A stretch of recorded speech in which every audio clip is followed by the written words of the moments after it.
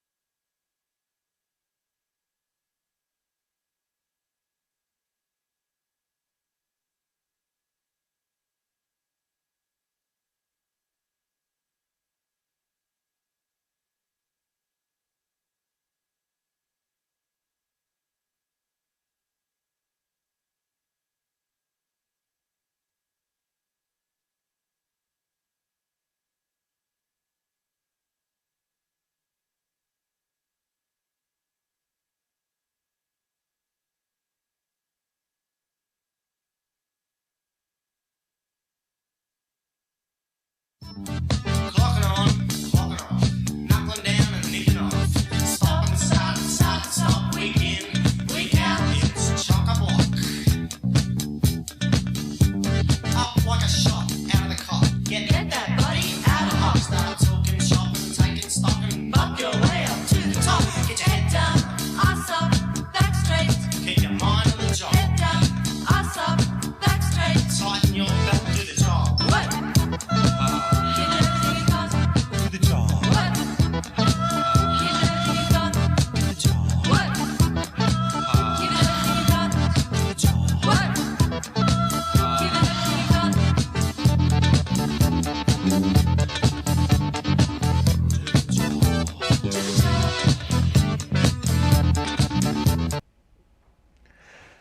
Hello and welcome to our bootleg talk show.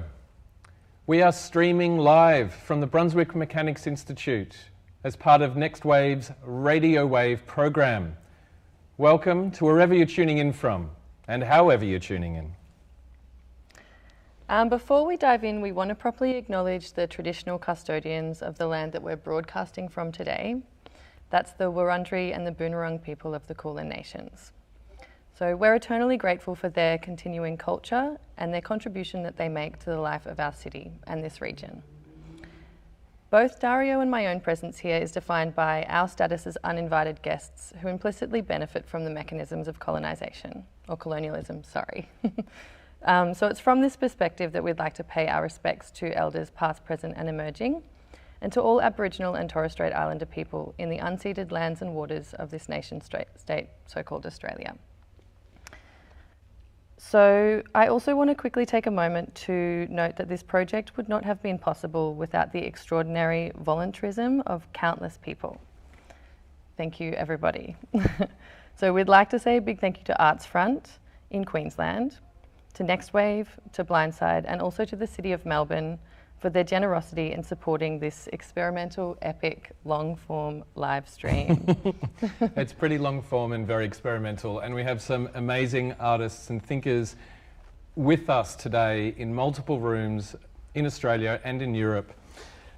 This virtual symposium is an experimental format. It is an artwork, and we're really wanting to ground ideas of artistic practice in the economy and creative process. The project is called Artist-Led Economy.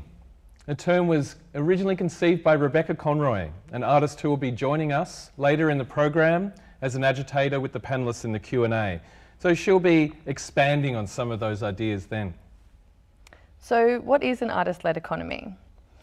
So we're using the term artist here as a synonym for creative, all of the creative and caring capacities and needs of all living things. So an artist-led economy is an ecology economy. And in Rebecca's words, it's one that is driven by interdependence, relationality, and movement. It's an economy that's open source, it facilitates mutual exchange, non-binary thinking, and it's one that really supports humans to realise their creative possibilities, whatever they might be. So in that same spirit, the discussion today is going to operate in an interconnected format. It's based on different circles of engagement and around activity that's occurred prior to today and activity that will continue afterwards. Lots of activity. Yeah. So the project is operating across multiple interfaces in real time. So look, the technology is complex and we might fail. No, we might not fail. Actually, things might fail. It is an option, and that's totally fine.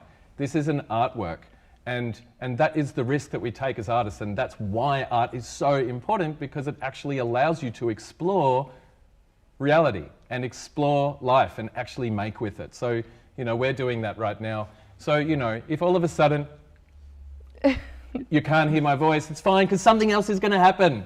There's always something more, and more is more, as we know.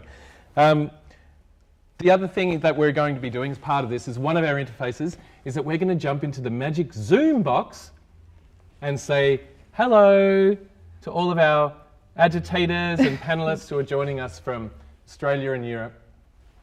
And we'll come back here and we'll show you some other amazing things that are in this space as well. So I'm Dario, this is Lucy.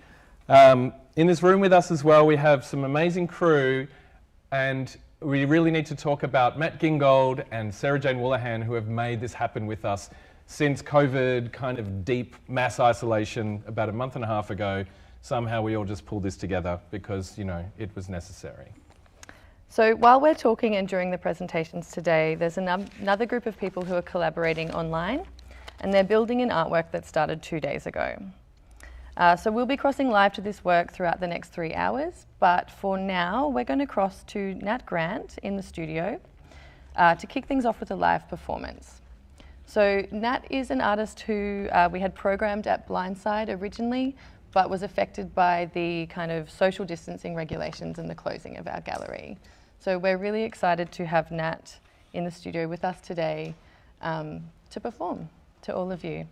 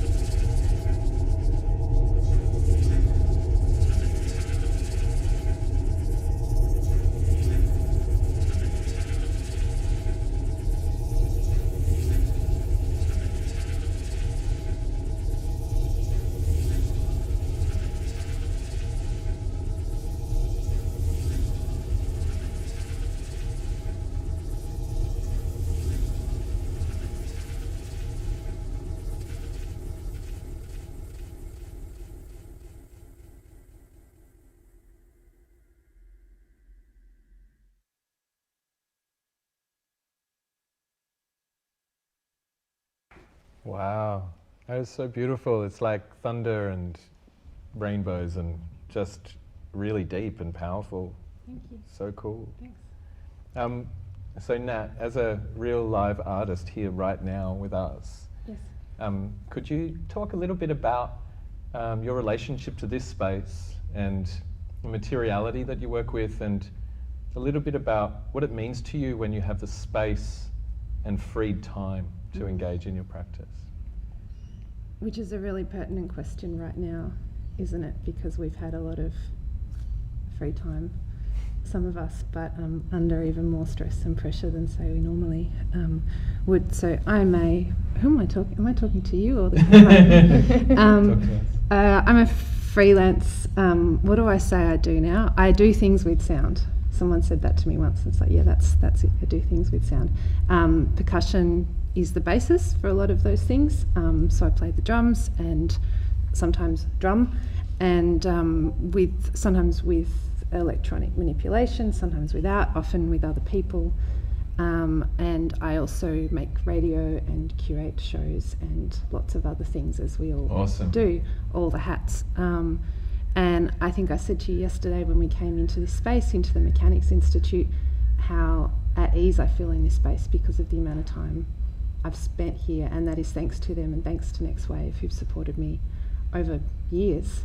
I've done residencies here, I've put on shows here, I've always had amazing support from them, and to have, I'm really lucky I do have a space I can set up my drums outside of my bedroom and play, but to have had the support of developing a work here, having access to a theatre and a technician and support to put on a show, it's game changing. Do you want to talk a little bit about how different it is to kind of produce artwork under those conditions rather than the conditions of, I guess, the minimal support that a lot of artists might receive, or no support? Do you want to speak to that a little bit?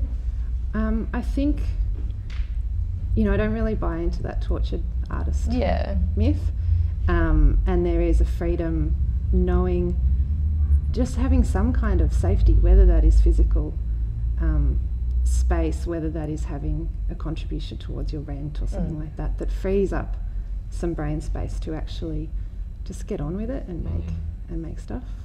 Yeah. Thanks, Nat. No worries. Thank you. So we've got some really great presenters joining us today to talk about the different possibilities of universal basic income. So UBI, Universal Basic Income, it's an idea that's floated around here in Australia for quite some time. And certainly in a global context, it has had several pilots and experiments that have occurred and that are still occurring now. And there are many ways that a UBI can be understood. And you'll be hearing a little bit more about that from our presenters shortly. But I guess before we jump into those presentations, we just kind of want to frame UBI as at its very core, it's a regular, recurring payment that's provided universally, unconditionally, and it's in cash. So it's money that you can spend on whatever you like. This is where you are valued, beyond your ability to find paid work, and where we trust each other to participate and circulate and give. It really is a different way of looking at humans and how we kind of exchange beyond the current kind of competitive and pretty nasty ways that we economise the globe. Yeah. And that unconditionality of UBI is really important. A UBI is not means tested. You don't have a mutual obligation to UBI. So for us, our interest in UBI is not really about economics or even about those kind of systems of distribution and exchange that sit within a UBI. What we're interested in is in ecology, valuing life, and in freedom and creativity. And with this model of thinking, we provoke that all humans are actually artists. Clocking on, knuckling down and nicking off.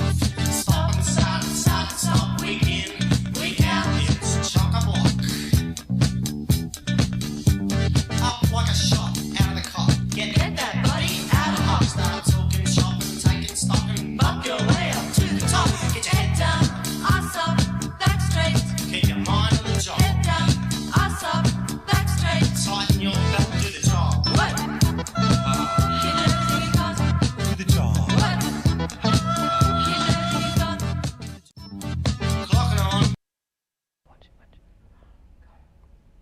Loriana Luciani is our first presenter.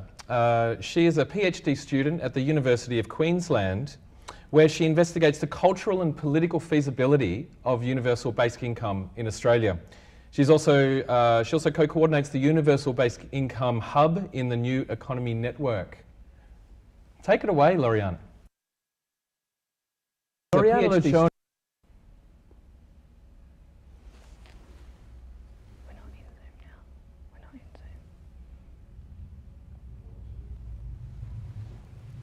Okay, so we're having our first technical issue, which is very exciting. It's going to happen. So while we wait to cross to Loriana in... Hi, Loriana! Hey, Loriana! She's here. Are we going to do that Zoom thing where we go, can you hear us? Okay, so we're Can having you hear our me? first technical issue. Yes, okay. Okay, so we're having our first Good evening, everyone, and thank you, issue. Dario, and So, all Arts while From we team for wait organizing across to and coordinating Loriana. this much Hi, needed Loriana. gathering. I would Wait like to begin by Loriana acknowledging the in. turbo Hi, and Loriana. eager We're going to people do and the thing where traditional we go, can you custodians hear us?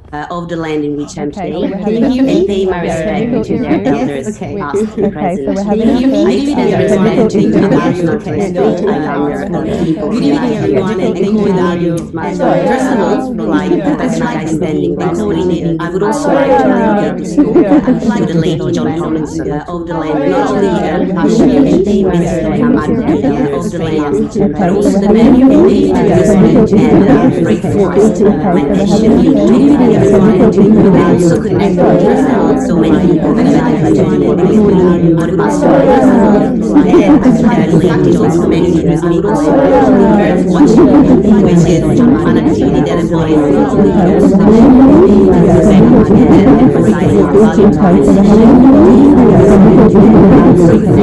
so today I would like to focus on presentation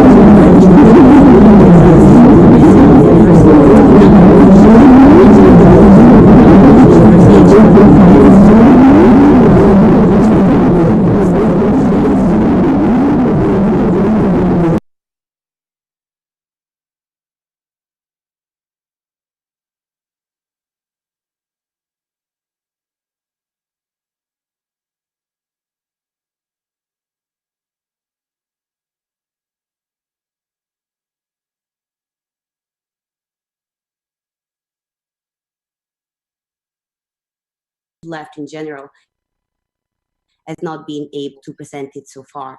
In fact, we must remind ourselves that between the late 1940s and the beginning of 1970s, like called the golden years of the left, well, that was not much more than a compromise between profit-driven and exploitative forces of capitalism and the let's stave off the worst effect of social democracy.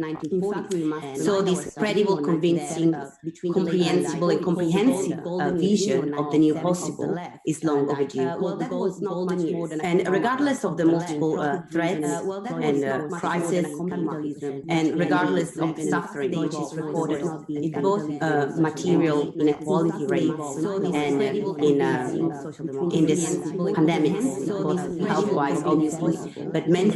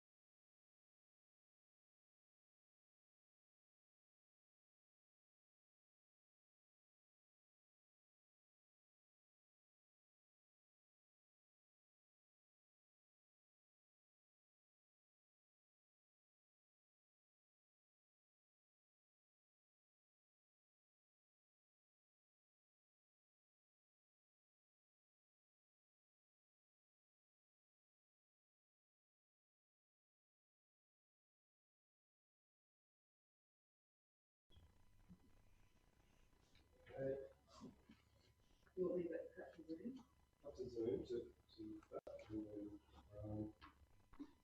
almost there, Loriana. Yeah, we're good. Just give us the signal when you want. Okay, and 5, 4, 3, 2, 1. Okay, everyone. So that was our first major technical hurdle, but here we are again. Zoom with Loriana. So we'll just reintroduce Loriana. So sorry. Could you go from the top, please? Yeah, no worries, it's fine. Yeah, just I think I'll take it back from the topic of my speech. So yes, I would like to focus this presentation on the role of discourse in society, which is both liberating and enslaving. And I will particularly focus on how a universal basic income, implemented at the core of a broader vision, of a broader story of society, can initiate and accompany a deeper, radical, and fundamental change in discourse. Therefore, in our culture, in our understanding of the self, in the meaning and modes of social interaction, in our relationship to other species, and ultimately to the planet on which we are hosts, as Heidegger said. So this is a story that the very broad defined left has not been able to articulate so far. And we must remind ourselves that even in the glory days, the golden years of the left between the late 1940s and the beginning of the 1970s, well, these years were not so much more than a compromise between profit-driven and exploitative forces of capitalism and the let's stave off the worst effect of social democracy. So this story, which needs to be credible, convincing, comprehensible, and comprehensive, this vision of the new possible is long overdue. And regardless of the multiple threats and crises that we've been living through, and we are living through, regardless of the suffering, which is recorded both in material inequality rates and in epidemics and pandemics of mental illnesses, regardless of the widespread acknowledgement and acceptance of the limits of the planet's resources, we seem unable as a species, so at a global level, to redefine what is possible. And we are stuck in fear, we are stuck in anxiety, and in the paralysis that all of this produces. And we cannot see hope because the realization of this hope actually requires fundamental changes, which are at the value level and at the meaning level. So what is the role of discourse in this inescapable trap, and what is the role of a universal basic income? So let us start from an overview of what I mean by discourse, or better, the discourses that have governed our contemporary era. So a discourse, which is also known as a paradigm in Kuhn philosophy, or an episteme in Foucault language, can be thought of as an organizing principle of society. It's organizing because it confers meanings to everything, to the self, to the society. It establishes roles, defines values, and therefore it directly affects and shapes what we think, what we do, and how we do it. In other words, it pierces through the material reality with real effects in the real world. So, for example, the neoliberal discourse, which has articulated a specific view of human nature, so the self-interested, the competitive, selfish, and above all, rational, calculative being, has a certain number of values attached, which are functional to the very existence of this mythical being. And these are, the value of efficiency, of productivity, materialism, individualism, speed, etc. So this very construction of human and of human need is necessary for this system, for the neoliberal, now rentier form of capitalism to function. So we have to compete, we have to produce, we have to compare, to strive, to grow, as an end in itself, to grow. And this discourse, which was skillfully articulated in a broader frame, in a broader story by the Montpellierin society from the late 1940s, has become so hegemonic to be invisible. It's our common sense. On top of that, neoliberalism united in a marriage of mutual advantages and compromises with neoconservatism and got sedimented during the Thatcher and Reagan years. From neoconservatism genome, we have inherited a number of things. So a deeply seated patriarchal structure of our society. We have inherited the work ethic, the male white breadwinner model that has colonized the care ethic of our caretaking species, to the point where caregivers, which are still predominantly women, are forced to adapt, to strive, and to compete in a very cutthroat model in education and in the labor markets. We have inherited concepts such as the deserving and the undeserving poor, the dole bludger, that not only transforms the weakest in our societies into supplicants because they are deprived of voice, it shapes their perception of the self by suppressing their self-worth and their inner human value, therefore their capacity to self-determinate their future. And of course, on the opposite hand, has allowed the wealthiest in our society to persuade themselves and ourselves that they merit all the wealth that they've accumulated. The end story of this marriage is well known, and we are in fact living through it. It's a word on the brink of collapse.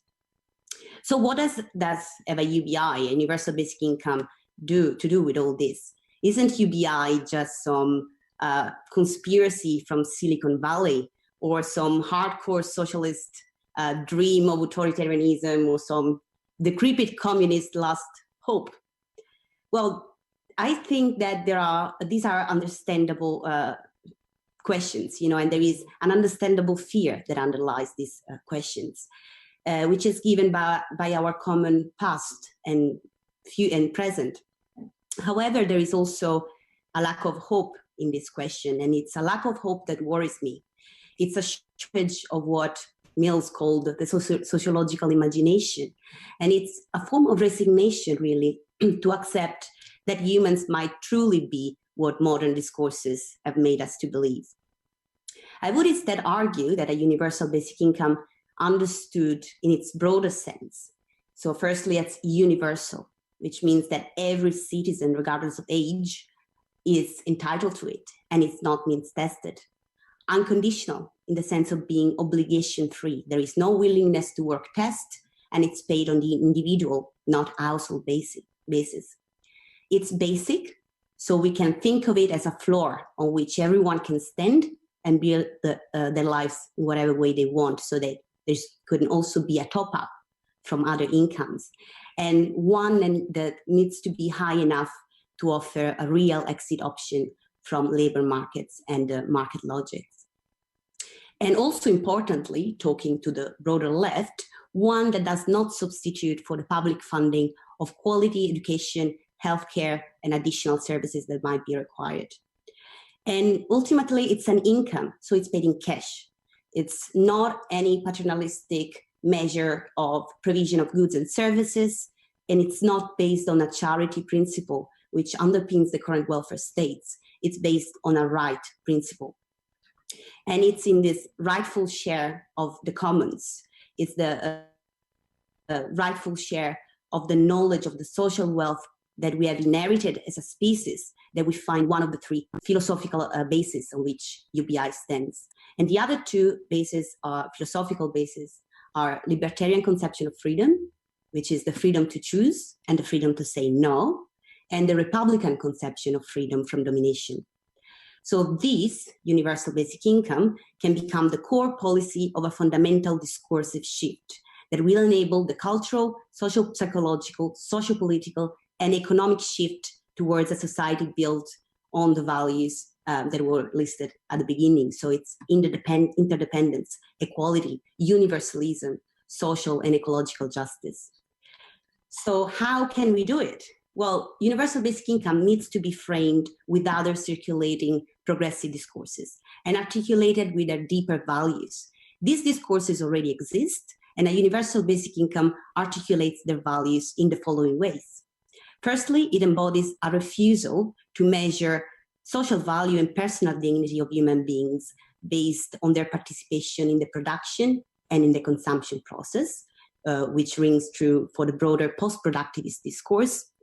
Secondly, it reevaluates care for each other, care for nature, care for for ourselves, and all the activities that are delinked from profit-making.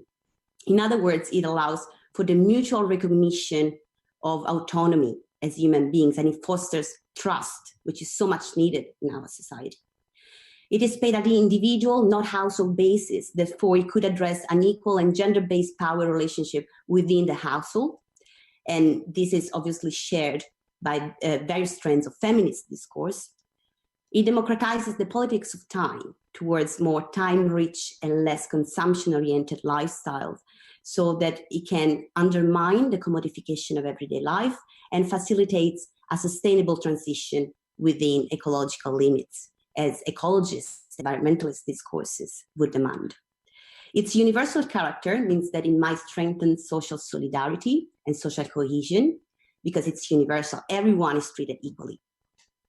It might reignite the value and significance of the common good, which we seem to have lost a while ago, and allow time, resources, and the mental capacity that we need to be engaged politically, to be engaged in the decisions of this common good, as communitarians and radical democratic discourses advocate for. It embodies the original passion of socialist discourse in that it radically recasts the power relationship between labor and capital, because it links a duty to work from a right to income.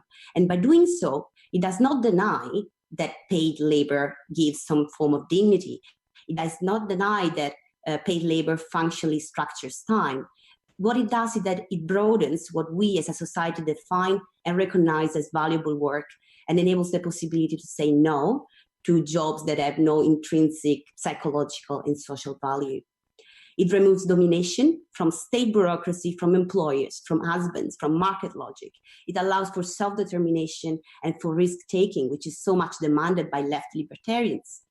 And it also removes state paternalism, which is demanded by right libertarians.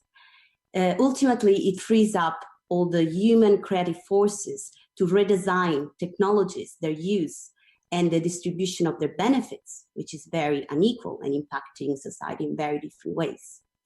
So universal basic income, a policy that could simply be considered an instrument to radical redistribution, could in fact initiate a paradigmatic shift.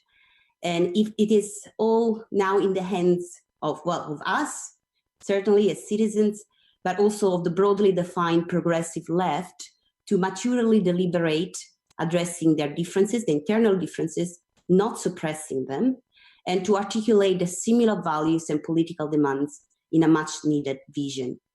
A corollary of other policies will be needed, absolutely, to guide society in the direction that this vision demands. And in this, a universal basic income can be a first and not a last step. That's all from me. Thank you very much. Very much. That was amazing, Loriana. Thank you so much, Loriana. That was amazing. It really is a universalizing concept, and it is something which you foregrounded so clearly there, that the current discourses that we have been living under for so long are actually really not beneficial to the species, and multiple species that are on this planet. And it is time for something like this to really kick in. So next we have Greg Marston. Greg is a Professor of Social Policy and is the Deputy Executive Dean of Faculty of Humanities and Social Sciences at the University of Queensland. And he's also the co-coordinator of Basic Income Guarantee Australia. So we're going to cross over to Greg now into Zoom. No, we're not going to do that yet. I'll tell you a little bit more about Greg in the meantime. So prior to entering academia, Greg worked in the not-for-profit sector at a local, state and national level. His research interests include poverty and unemployment, technology and work, and social service delivery models. So his most recent books are co-edited collection on basic income in Australia and New Zealand, so that came out in 2016. Work and the Welfare State, Street Level Organisations and Welfare Politics, which was released in 2013. And the Australian Welfare State, Who Benefits Now? And that came out in 2013. So we're looking forward to hearing from Greg shortly. But in the meantime, I think it would be good to maybe just unpack a little bit about what Loriana was talking about. Because I think that actually what Loriana put forward is a fundamental thing that we really need to be addressing in the progressive left. What is actually wrong with the way we currently value human labour and human enterprise. And instead of actually looking at how we value, maybe it should be more about, what are the values that we are thinking it by? Sure, and I think too, within the context of this artist-led economy idea that we've been talking about, it's especially pertinent because artists do bring value. Artists bring a lot of value, and in this kind of recent time of isolation, that is what has fed us. I also wanted to acknowledge the traditional owners. Have you, Greg? Pay my respects to elders past, present and emerging, and to recognise that those lands were never ceded. I also want to thank Dario and Lucy for the invitation to be part of this. I think it's an exciting opportunity to rethink our economy and society, and I guess what constitutes a meaningful life and the good society. I have got some notes. I'm going to try to make sure that keeps me to time. I'm going to try to, I guess, look at some of the debates within the basic income movement, to look at some of the other arguments for basic income, and then to think about what this moment means in terms of the pandemic. So lots of this, I think, in terms of thinking about work, as Loriana has said, is an attempt to kind of reclaim work. And thinking about the good society and what constitutes decent work, and not just questions from my own research, but they've also driven my own kind of work history. As many people have had crap jobs, periods of no jobs, dropping in and out of an arts degree, volunteering, parenting, further study, and for the last 15 or so years, I've had a good job, which I define as a high degree of autonomy, ability to exercise voice, and relative financial security. So the idea of a UBI, as Loriana has indicated, is an attempt to spread these principles of economic security and freedom to all citizens. And we need to promote these markers of a good society at a time when paid work is becoming a less reliable source of income, of rights, and of belonging.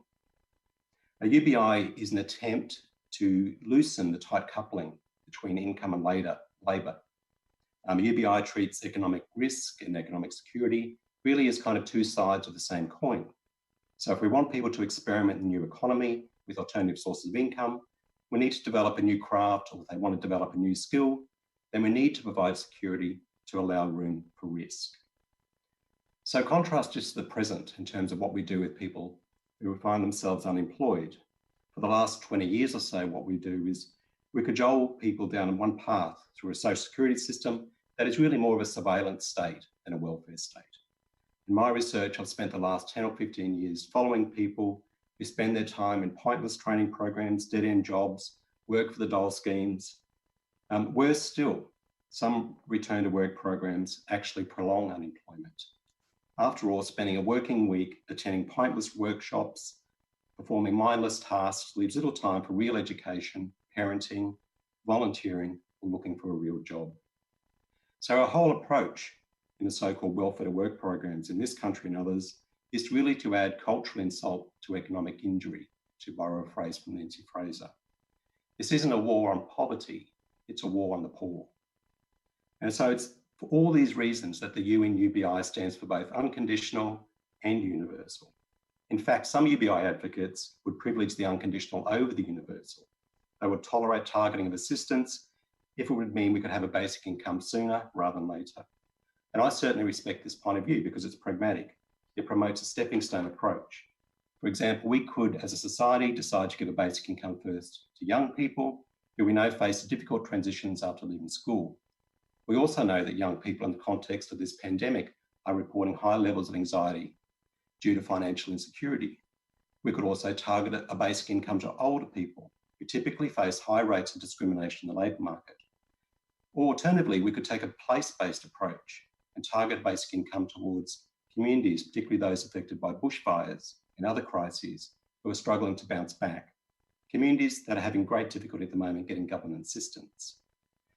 The basic point is that income in these communities is always well spent because it gets spent on essential goods and services to get these local economies going again.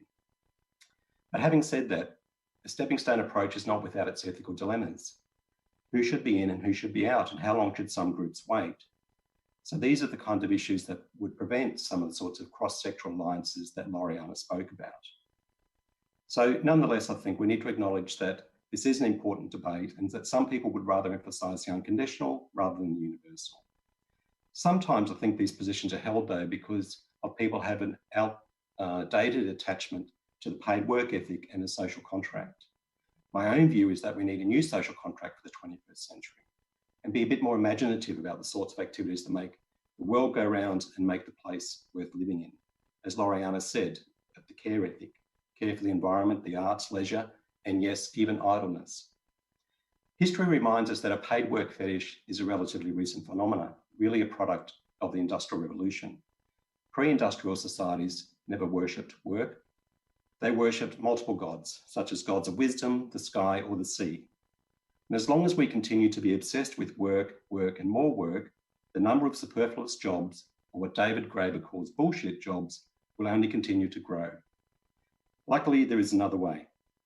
As Rutger Bregman declares, in a world that's getting richer, where robots produce more stuff at cheaper cost, there's more room for friends, family, community, science, arts, politics, and all the other stuff that makes life worthwhile. But to enjoy these pursuits, we need more tertiary time, or what the philosopher Bob Gooden calls temporal autonomy. So to say we want to liberate time for other pursuits in life does not mean that UBI advocates are anti-work. As Loriana has pointed out, the UBI seeks to reclaim all forms of work, to include the creation of things that have intrinsic value, not just things that have exchange value. And the clue is in the name. It's a basic income, not a maximum income. So some might also say it's better to fight for a permanent increase in New Start or job seeker allowance. These are long campaigns. And fighting for welfare rights and labour rights can certainly coexist around a campaign for a UBI. The fight for social justice has different time horizons. We need to be bifocal in our outlook. Yes, we need to seek an immediate increase to New Start, as well as set the path towards unconditional economic security for everyone as a rightful share of our Commonwealth. Another criticism is that the UBI is anti-welfare state. Universal income and universal health and education are complementary aspects of a modern social democracy, each sector doing their own bit to decommodify work, healthcare and education.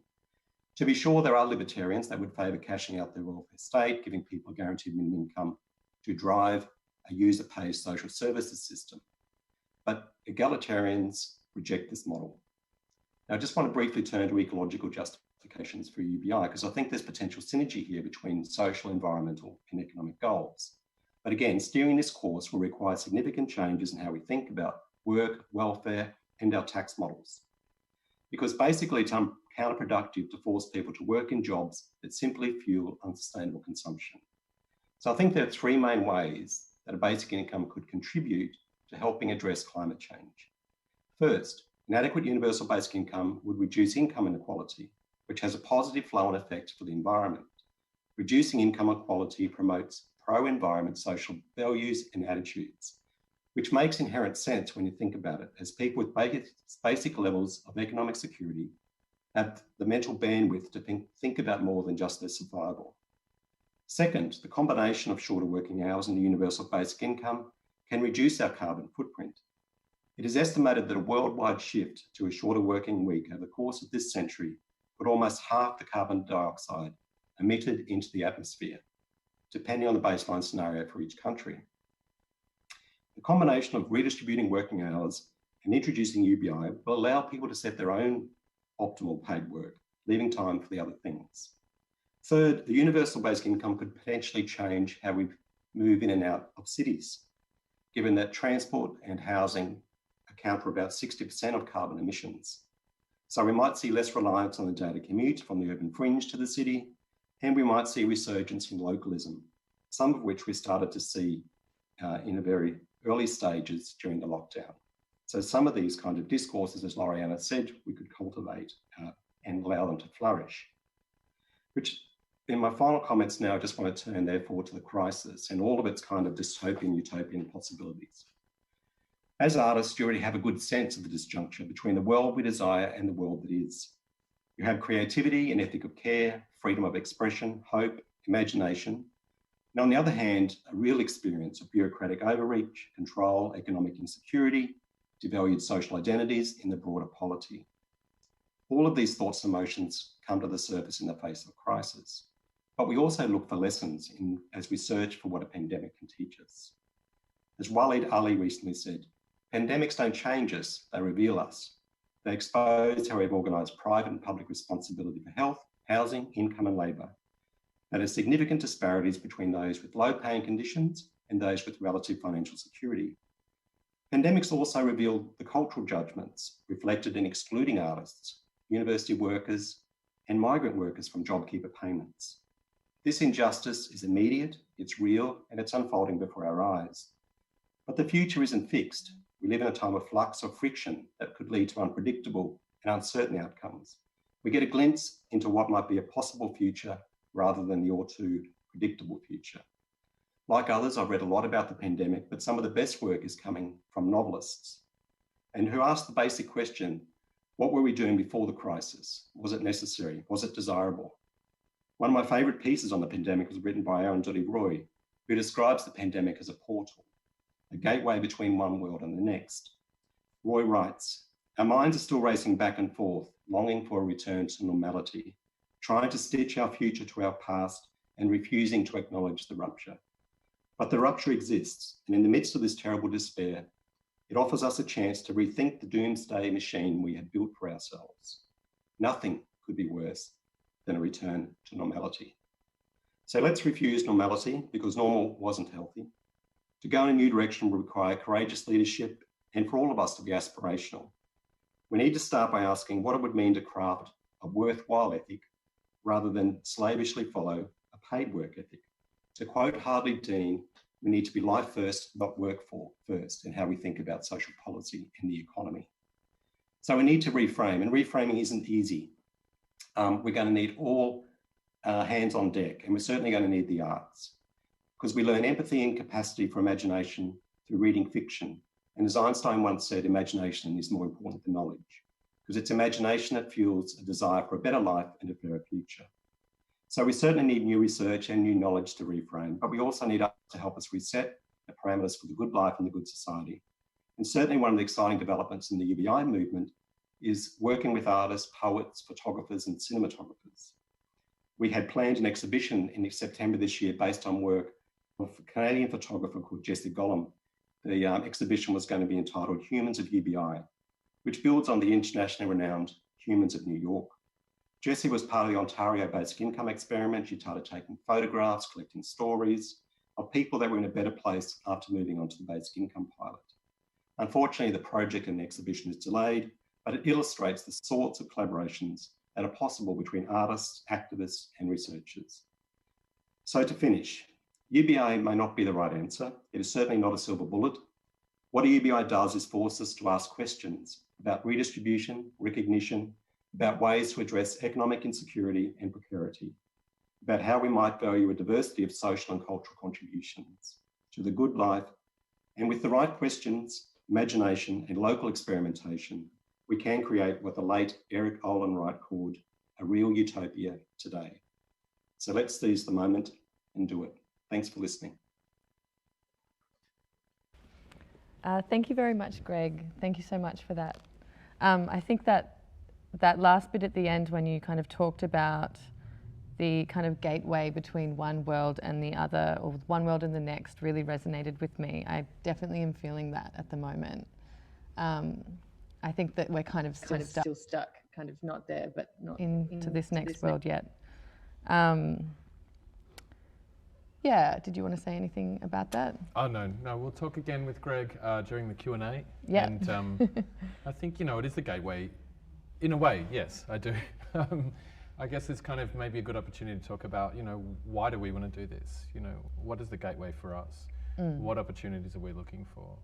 And I think that for me, it's really about wanting to be in a position where I can be my best self. Like this symposium that we've put together has really only come about because we've luckily had the opportunity in Australia to have some form of livable wage for the last couple of months during COVID, and that makes a huge difference. Yeah. And it means that we can go, hey, let's curate this great show, and not only do that, but let's bring a whole bunch of awesome people together to make it happen. and work out the crazy technicalities to do with it, which I've just heard, you know, we've kind of effed up a little bit with the chat that you're viewing on YouTube, but maybe just don't look at that while we're watching the presenters. That's our canned laughter machine in the background. I think too, you know, there's this thing that we spoke about at the beginning was this idea of failure, and potentially we wouldn't really experiment with something like this without kind of that space and that support. I suppose that the UBI that we might be on right now, it's not a UBI, It's not but really, actually. is kind of allowing us to do this really experimental, kind of difficult thing in a really short frame of time. Yeah. And then I suppose that is a really good segue into talking about the artwork that we mentioned at the beginning that's been developed. Well, it started 2 days ago. It's an artwork by Citizen Coombes. It's called A Performance for a World Without Creativity. So basically what this is it's a list, and it's been developed in collaboration with a number of different people. We had another Zoom conversation with a bunch of people, some that we knew and some that we didn't know. Yep, very active conversation, went for about 2.5 hours, and Yep. you know, it started off really kind and nice, and people were like, actually, this is what I believe, you know. And Yeah. it's a debate. This is what we're doing. This is a space, a democratic space. So Yeah, and I suppose this list, I think that you might be able to see it now, I'm not sure. But it's a list of things that wouldn't really exist if it wasn't for creativity. And a lot of these things... Rose-coloured glasses, contemporary dance. Bauhaus. So these Instagram. So these things, I guess, are what's been sustaining a lot of us during this period of isolation as well. And so that's a really interesting kind of thing that has come about. It's not just about artists constantly trying to prove their value and say, oh, you know, you'd notice if we weren't there. And it's something that's sustaining us, and it's also something that we're all producing. Yeah. And that's the other aspect to this, you know, like, as we were saying before, you know, in thinking through this model, we're actually really thinking that all humans are artists. And what that really means is like this is about creativity, you know, and YouTubers, right, that just came up on the screen, Eurovision, nursery rhymes, flamenco dancing. Like, we don't necessarily all have the same idea of what art is versus what culture is versus what creativity is. And should we? I don't know. Should we value them differently? They intrinsically are valued differently according to our relationship to them. And I guess that's the point, to go back to the notion of Rebecca Conroy's ideas around artist-led economy. It is about a relationality, and it's about a flow and about exchange. And I think that's what this project speaks to very clearly with Citizen Coombes, and we'll come back to them later because they're actually building a project right now with a group called the Advocates, which extends on the list and also kind of asks the agitators who are going to be asking questions to the presenters later to really think about things in a slightly different way maybe. So that's cool too. This is happening right now, and you know, it will keep evolving. I can already see things that I didn't see earlier on the list, so that's really exciting. Yeah, like the Adobe Suite or sound art. Thanks, Citizen Coombes. Great. So we'll be talking to Citizen Coombes a little bit later in a bit more depth about kind of other collaborative works that they've done, the ways that they collaborate together, as well as maybe the list more specifically. But now we're going to cross to Nick McGuigan and Thomas Kern. So Nick and Thomas are co-instigators of something called the Accountability Institute. So the Accountability Institute is interesting because it kind of does what we're trying to do here, in that it kind of, what does it do? Brings together economists, technology, science, and artists. Yeah.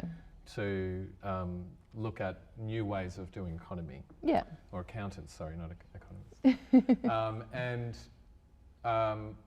Nick and Thomas are, you know, they're amazing communicators, and you know, they lecture and work at Monash, and they run they queer accounting.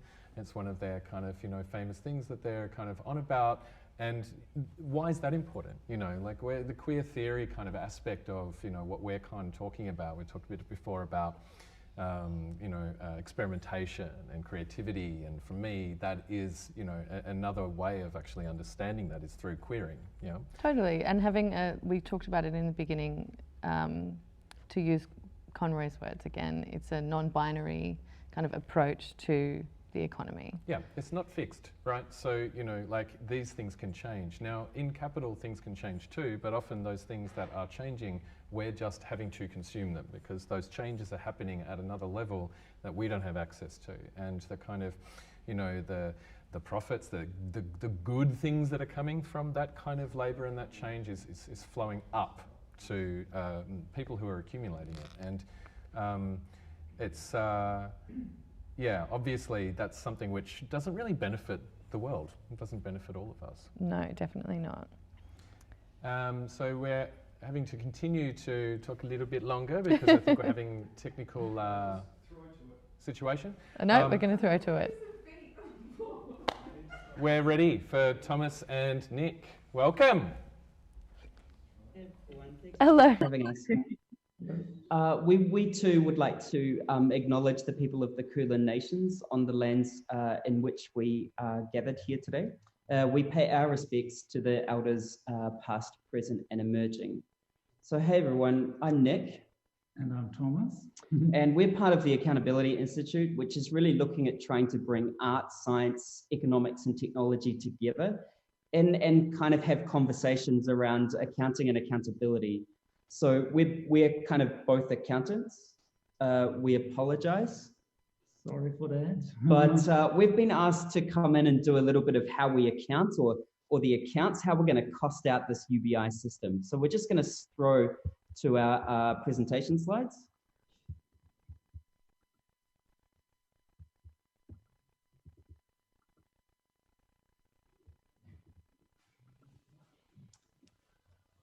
Okay. So we have heard so many great reasons for UBI, and actually Loriana and Craig did such an amazing job.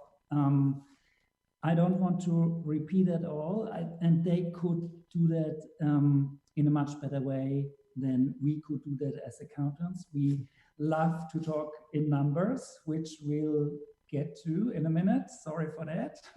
But so that's what we love. But anyway, so here you can see on that slide again, very good reasons for a UBI. Yeah, for example, the first one here, automation, the end of work. That's a very important one. So even if you don't grab the concept or grasp the concept of UBI, we are, from an economic point of view, humankind and our societies are forced to change something about how wealth is distributed. So we necessarily need to get away from attaching it to employed work. Yeah? So that's the consequence, the necessary consequence from automation. Yeah? And I don't want to go into all of those great reasons. Maybe you would like to, in the Q&A part, to ask questions about some of those. And I know some of those are probably a bit critical or not to your liking necessarily. So if I think about, for example, economic growth, that of course contradicts what we need to do, where we need to hit to in terms of environmental sustainability. Yeah. So many people say UBI is good for economic growth because it redistributes income to those who would spend it, and that would be increased consumption. Of course, that has environmental consequences. Yeah? So what has a good side can also have a negative side of all of this. Yeah? So I'd like to go into the question, so why is it when we have such good reasons, as we have already heard, for UBI, why don't we have one already? Yeah? And it's binary, like all good accounting equations. It's binary. So we want to ask two questions. Firstly, can we afford it? And secondly, are we there yet? Yeah.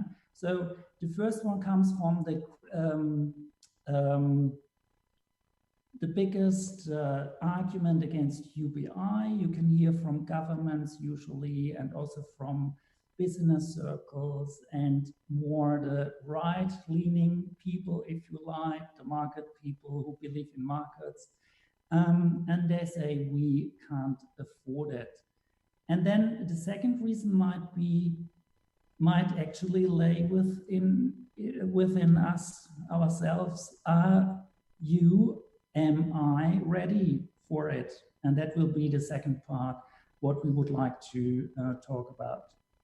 So, can we afford it? And that depends on if we want to think about that question. That depends, of course, on the model or the scale of the UBI you are thinking of. And we have different models at hand, which were discussed since decades, actually. So it could come through what is called a negative income tax, which tops up actually income to a certain threshold, which could be, for example, the poverty line, or it could be any other threshold above the poverty line. And it is integrated into the tax system, obviously. So either if you earn more than a certain threshold, you would pay tax to the government, or if you are below a certain threshold, that would be topped up, your income would be topped up to a certain threshold. The second one, and that is actually probably what we in a more narrow sense understand under UBI, is the demo grant. So it's a grant, an unconditional grant, and Loriana and Craig also talked about this already. Unconditional and somewhat universal. Also, there are slight differences between the two, as we have learned from Craig. So a grant based on purely demographics, yeah? But in our case, when we talk in a narrow sense about universal income, we would actually grant any member of society that grant and that universal basic income. So that would be an amount that is provided to every citizen within a society. The third model that touches on basic income is a so-called universal dividend, and it pays a dividend or a rent out of common wealth, such as land, natural resources, to every citizen. So it's the participation in the common wealth or the common property of a society or a nation. And we also have some examples globally. So for example, in Norway or in Alaska, where citizens are or take part in the rent of common goods, and especially land or natural resources. Unfortunately, in the case of Alaska, it's oil actually where the rent is based on, which involves a whole lot of other difficulties and things to discuss, but we don't go there at the moment. So just to give you an idea, what models, what practical solutions are there actually around UBI? Yeah. So, and then it comes to the actual affordability. So can the government, and if we actually base our discussion on the assumption that it is public money that we are using for it, and maybe our discussion tonight will also lead into areas where it doesn't have to be necessarily public money, but it can also be private money. We might discuss this a bit later. But if we work on this assumption that the government provides this UBI in whatever form. And when we then talk about affordability, we need to talk about how is it financed from the government. Yeah?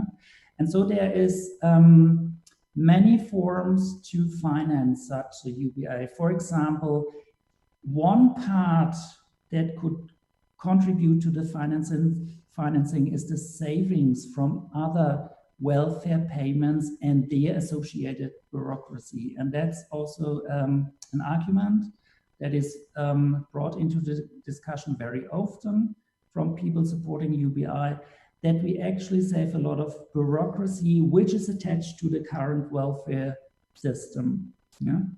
And then the other major part would be through taxation, which could then take many forms. So for example, we could increase the income or corporate tax rate to finance it. Of course, we could close tax loopholes. We could remove subsidies and tax exemptions. Probably all of us remember the discussion just before the last election here in Australia about a negative gearing and the capital gain rebate, which Labour wanted to abolish.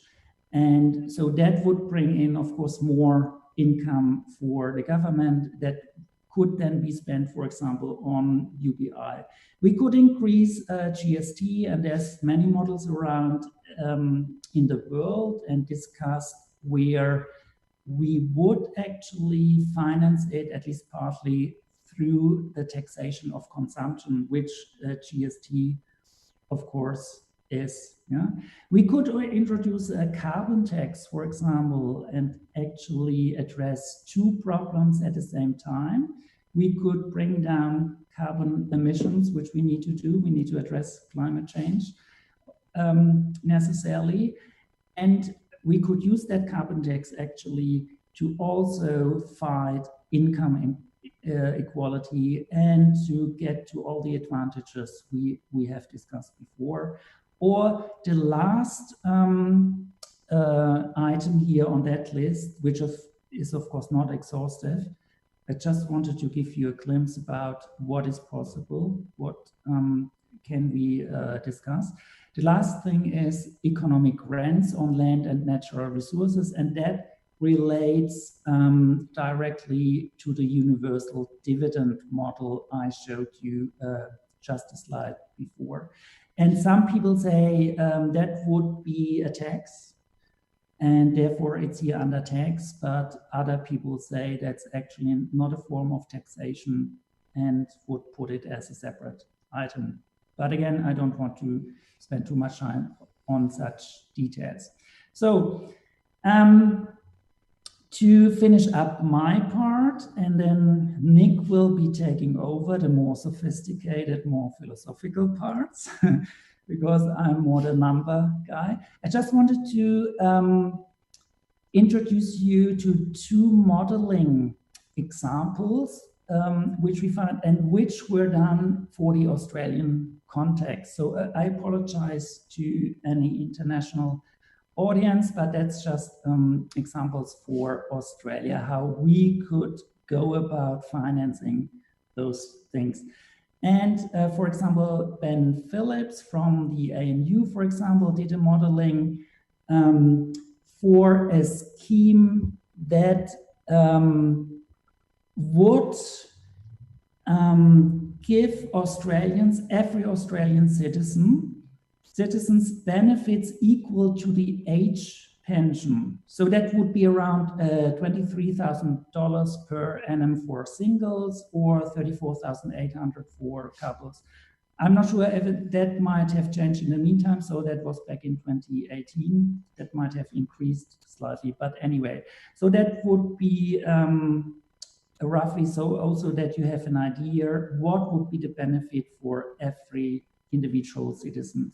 So that would mean, which is quite interesting, also to give you an idea in terms of numbers, welfare payments would rise from currently 123 billion to 378 billion if we would do that. So plus over 250 billion more. And if it was financed by income tax, so by an increase of the rates, which was the assumption of Ben Phillips, that would mean we had to increase the rates by 33 percentage points. So we would have marginal tax rates starting from 33% up to 78%. And that might sound shocking for some, because we are not used to those rates anymore after all the neoliberal years we have gone through. But actually such tax rates were common before. So it's not something that is totally out of place. We had such rates in the US, interestingly. We had such rates in Sweden, for example. And those economies we know worked very well under those tax rates. So it is feasible, yeah? And just one other modeling to wrap up. If I can move the slides, yeah, no, I can. So that was a little of a study of Gary Floman-Hoff, which is with the University of Queensland. So, and he calculated a rent from land, natural resources, and other commonwealth, like licenses, government monopolies, for example, like gambling and stuff, which of course includes critical stuff as well again, and we need to talk about the details certainly. But anyway, he added also a carbon tax and minus any existing government revenues from these sources. So he was calculating the additional government income through such a rent on land, natural resources, and those other commonwealths. Yeah?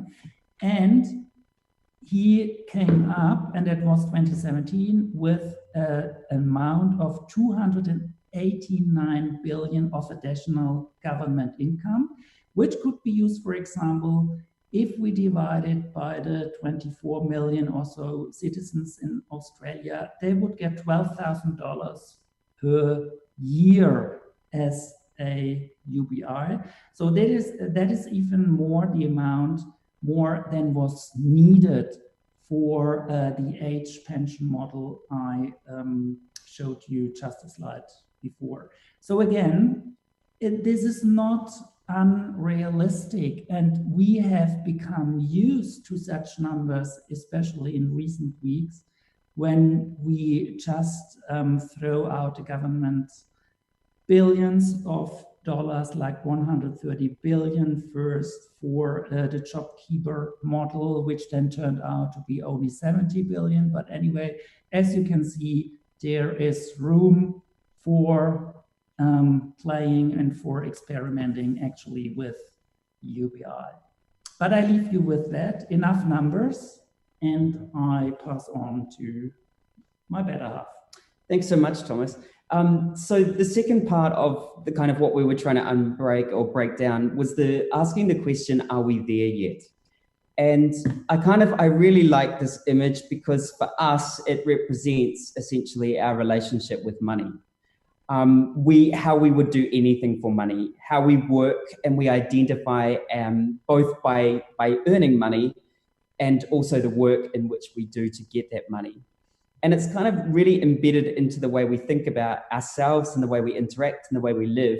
We put our trust in that kind of dollar value, if you like, rather than necessarily the trust in each other or in human interaction.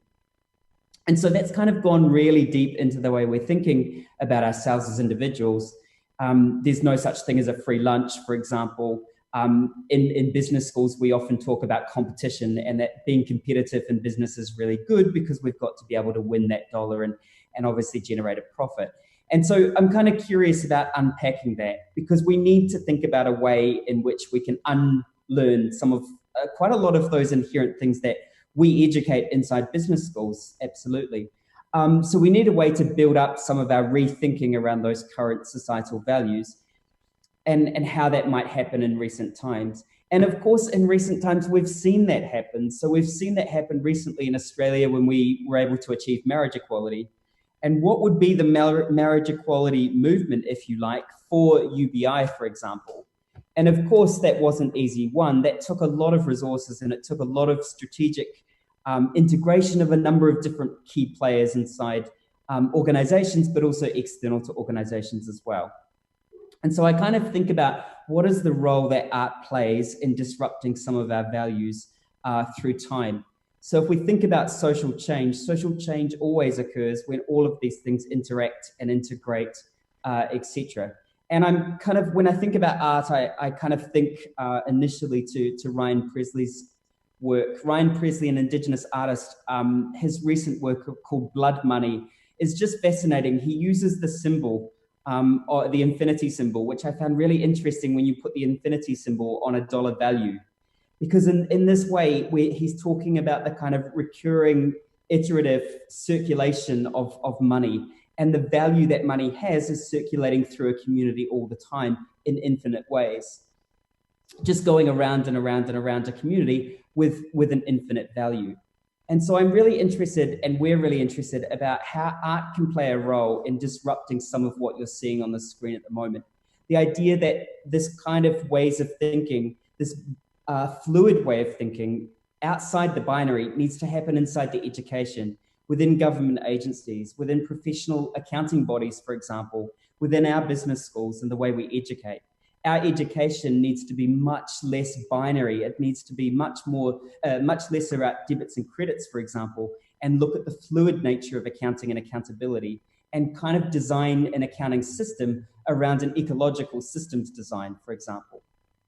So really interested about the role that art plays in that context. And it's not just, and sorry, I also wanted to say, we've got so few artists working inside some of these mainstream organizations. It would be amazing to think about what art could be doing inside those spaces. And that's why we created the world's first artist in residence program here at the business school, specifically in accounting, where we create a space for artists to come and join us as an accounting department to rethink some of the ways we practice our accountants and the way we educate as well. But if we think about social change, a lot of the first two we're seeing is happening at a much higher kind of strategic global level, if you like. The idea of starting to translate some of these ideas in any medium we can to engage with artists to be able to translate those ideas into different mediums would be really helpful from our side in business schools to try and disrupt and actually kind of integrate some of those resources into the way we're educating. It'll change the mindset of often those gatekeepers to that environment, and also how we can infiltrate that mainstream. So those two things really strategic at a kind of global systems focused level. But then I kind of wanted to end our presentation by talking about the local level, because why can't we start a UBI right now? Why can't we engage in UBI principles and actually start it happening right now? So when we engage with our community gardens and we go down to the community garden, we're all about the kind of resources that we have and the individuals that have those land resources to be able to grow food. But if we've got too much food, if we've grown too much, then this is an idea of surplus that we can't use. We're naturally there to gift that food to other people, those resources within that small localized community. So if you think about the way a community garden works, why couldn't we start to create a community wage commoning, if you like, and start to think about where geographically we might create those boundaries? Maybe it's sharing our community, our wages across one of our roads, for example, with the houses on it. We start to collectively pull our waging, and then we start to common and create that idea of universal basic income right from now. Why can't we start at this point in time? And so we're going to leave it there, and then we can pick up on any Q&As later. Thank you so much. Thank you. That was amazing. That was a really good overview. Thank you very much. Of the situation from a accountability perspective. I think that that really speaks to the way you kind of left us there in regards to how can we do this now, on a micro level. How can we actually start looking at the commons, and our approach to relationality on an everyday life is really, really important. And I just wanted to bring up something else actually that one of our agitators actually put forward in the chat just now, Vivian Gerard, that UBI is actually not new to potential policy in Australia. It was actually very seriously being considered by the Whitlam government in the 70s as a way to reduce and remove poverty from the country. And it was really just, it went with the dismissal. So Vivian will ask more questions and kind of talk to that a bit more later. But I think that that's important when we're thinking about feasibility, which I really feel like Nick and Thomas nailed. It totally sounds feasible and viable. Yeah, well, I guess what they really highlighted was that there's so many different options, there's so many different ways that we could kind of implement one.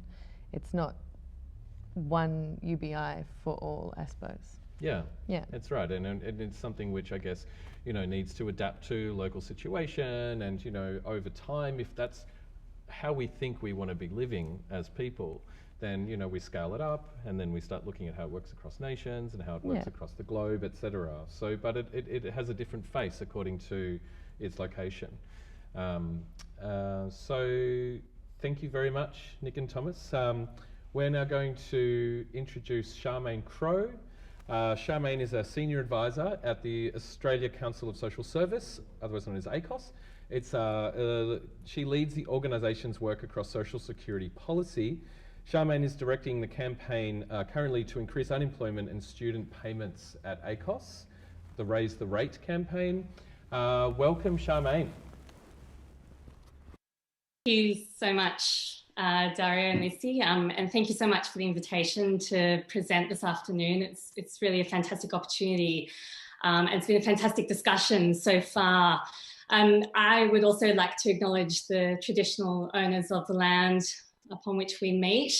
I'm on the land of the Gadigal people of the Eora Nation, and I pay my respects to elders past, present and emerging.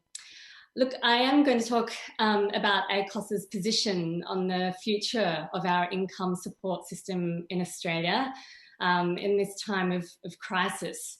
I'm going to speak a little bit about the opportunities that I see before us. And I'll also touch a little bit on conditionality in our system and some options for reform.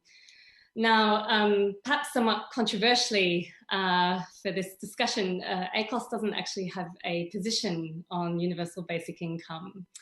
But we do have a very clear position that Australia needs to have an income floor under which no one falls, regardless of your circumstances. We're calling for that income floor to be one that prevents poverty. So regardless of whether you were a student, say, renting privately in a share house, or you were a single parent raising 2 kids, your income should be above the poverty line.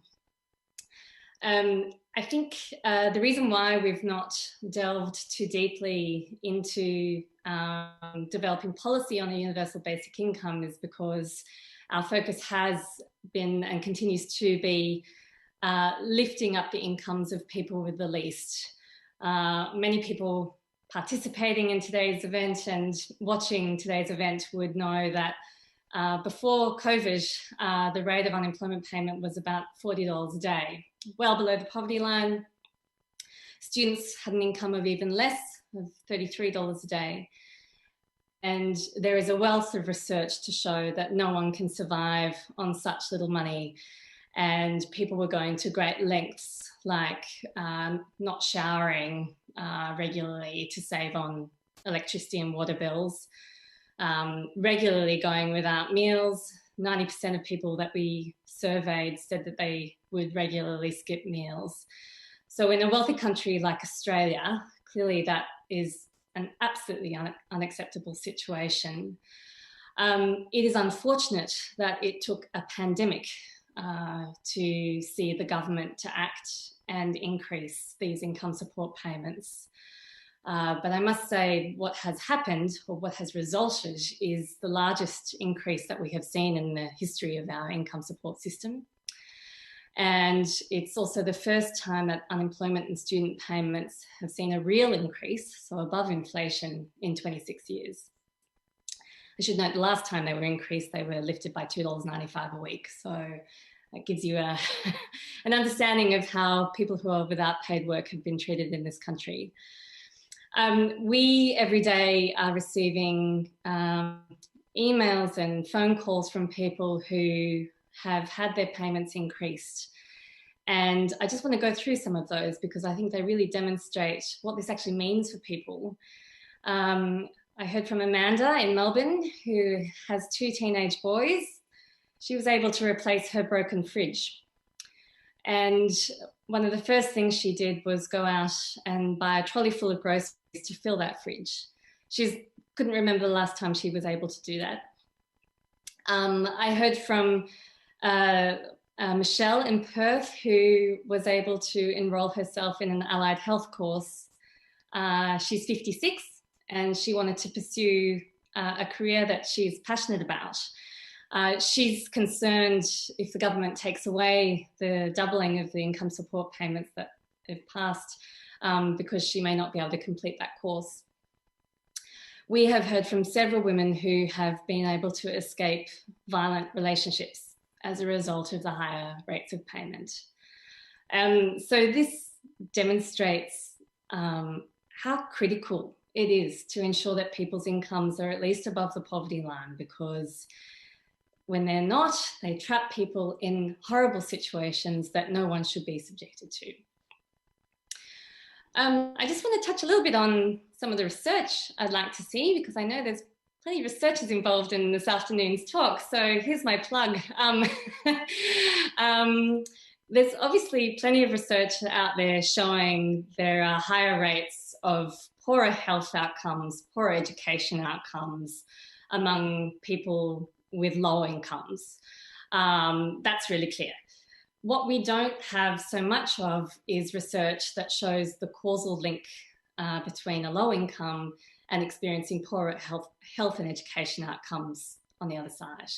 And I say this, I think this is important because so often we hear from people who have said, my mental health has declined dramatically since I became unemployed. And it's not only because they don't have a job and want a job, but it's because the low level of income support payments drives them into a situation where they are always anxious, always stressed, and to the point where they can't focus on anything else but trying to get their next meal.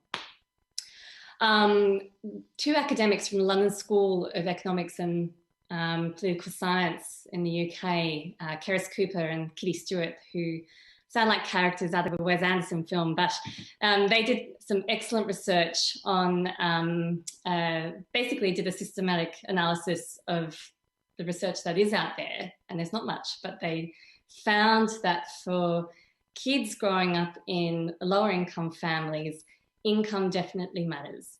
They were able to show that there's a direct link between low income and poorer education and cognitive development outcomes for kids. So when incomes of the families rose, so did the education outcomes and the cognitive development outcomes, and to a lesser degree, health and behavioural outcomes. So my point is that income matters. And I think if we had a firmer or more solid evidence base to show that, some of our decision makers may be better persuaded to ensure that people aren't living below the poverty line. Now that brings me to the advocacy question. Now, if I'm totally honest, I just can't see the current government saying tomorrow that we should have a universal basic income in Australia. But I am an optimist, and I do think that we are in an excellent position to improve on the government's response to the coronavirus and ensure that we have a fairer system on the other side of this pandemic. We know that there are several members of the current government who do not think that the old system was working for people. Trent Zimmerman recently came out and said he was going to have discussions with the leadership about not returning to the old rates of payment of $40 a day. It's a really positive thing.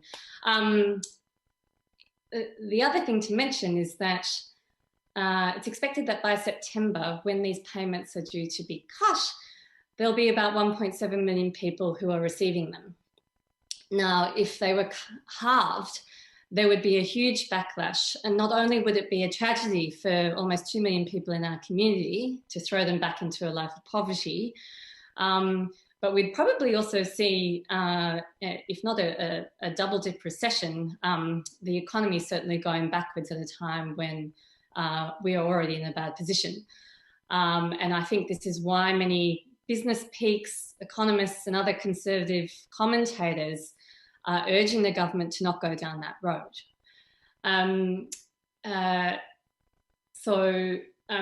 The other thing to add is that the evidence is very clear that people on receiving those payments are actually the heroes in our economy right now. They are keeping spending at the level that it is because they're buying the basics, largely because they haven't been able to do that before.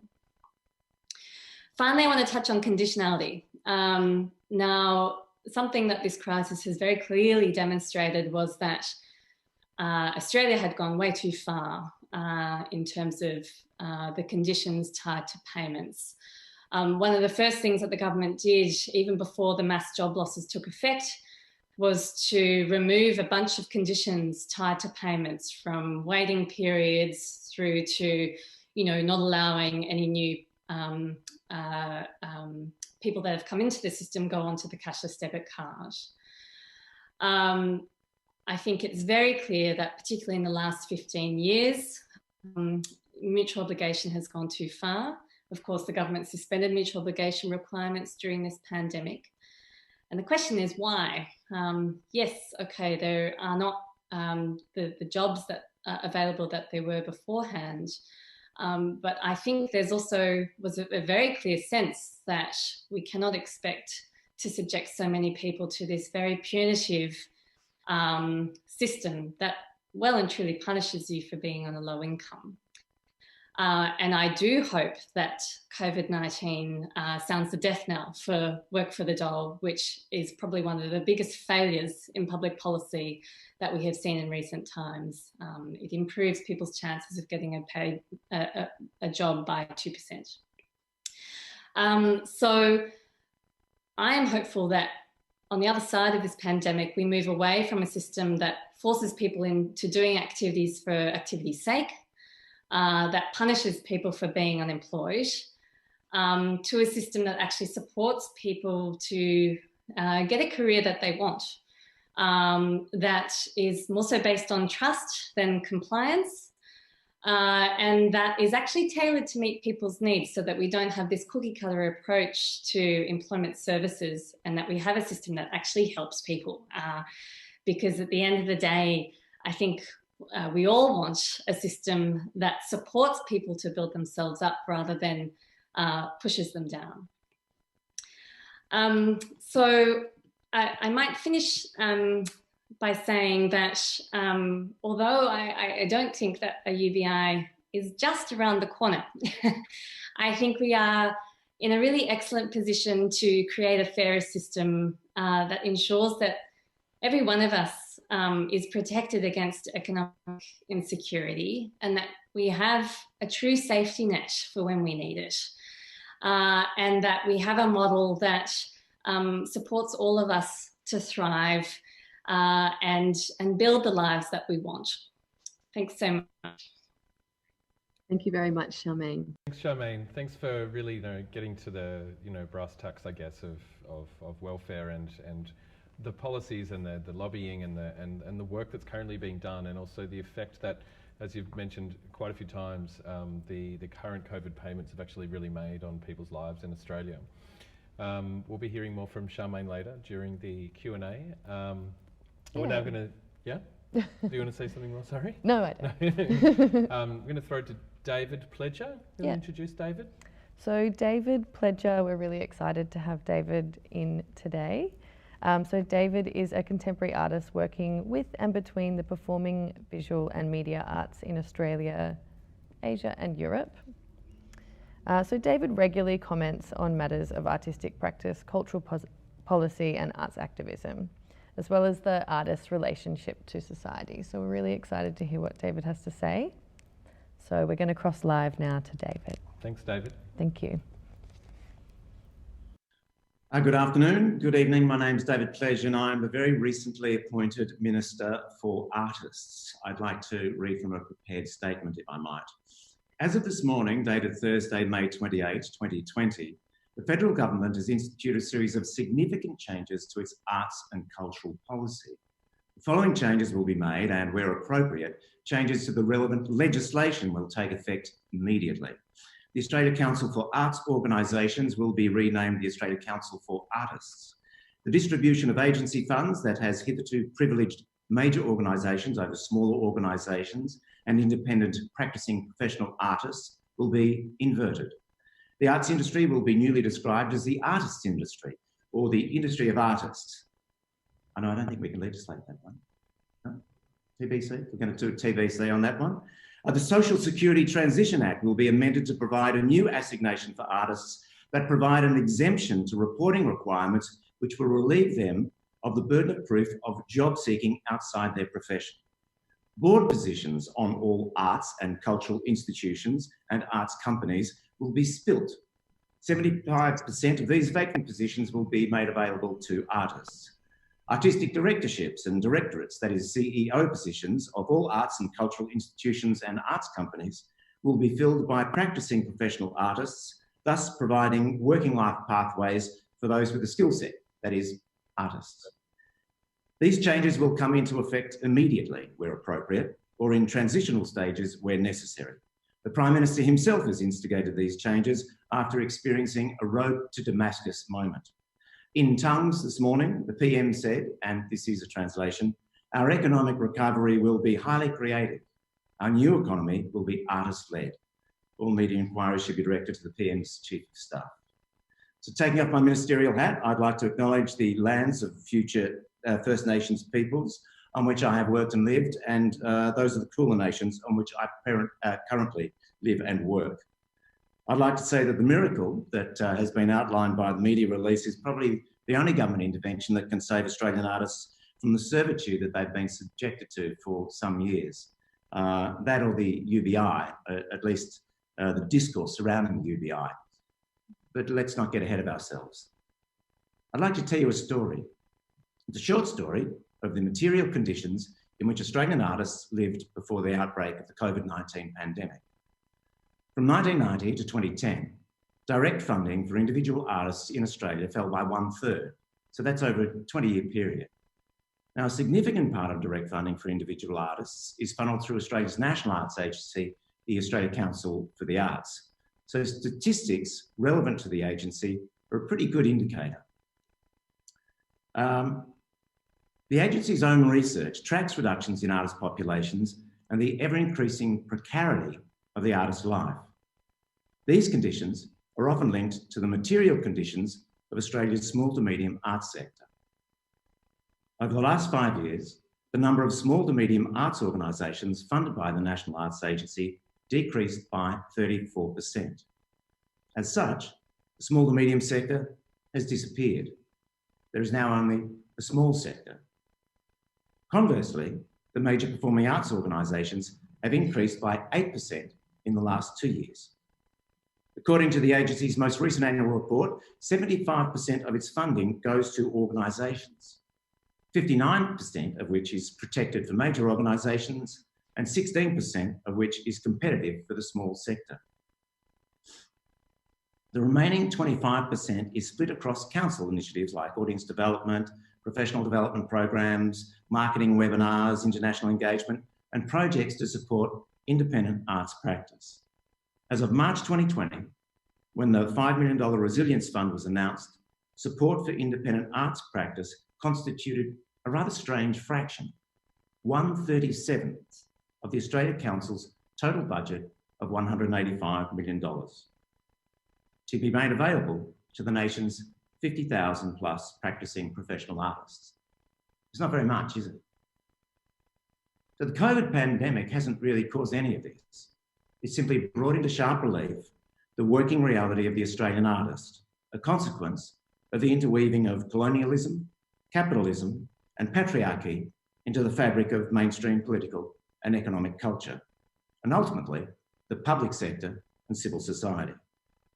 It's the holy trinity of neoliberal power that divides, disturbs, and alienates, and has an abiding disdain for the plurality of ideas, feelings, and senses that generate and receive the arts. In this paternalistic system, artists will always be fetishised, patronised, and financially discriminated against. When bailouts are proposed, artists will be last in line. Institutions always will be privileged above the individual's artist's needs in this system. It's built on a value set in which the artist is expendable. It's a consequence of erasing social value in the process of reducing all activity to the financial. It's just how the system works. And the arts sector is hardwired now to behave in this way.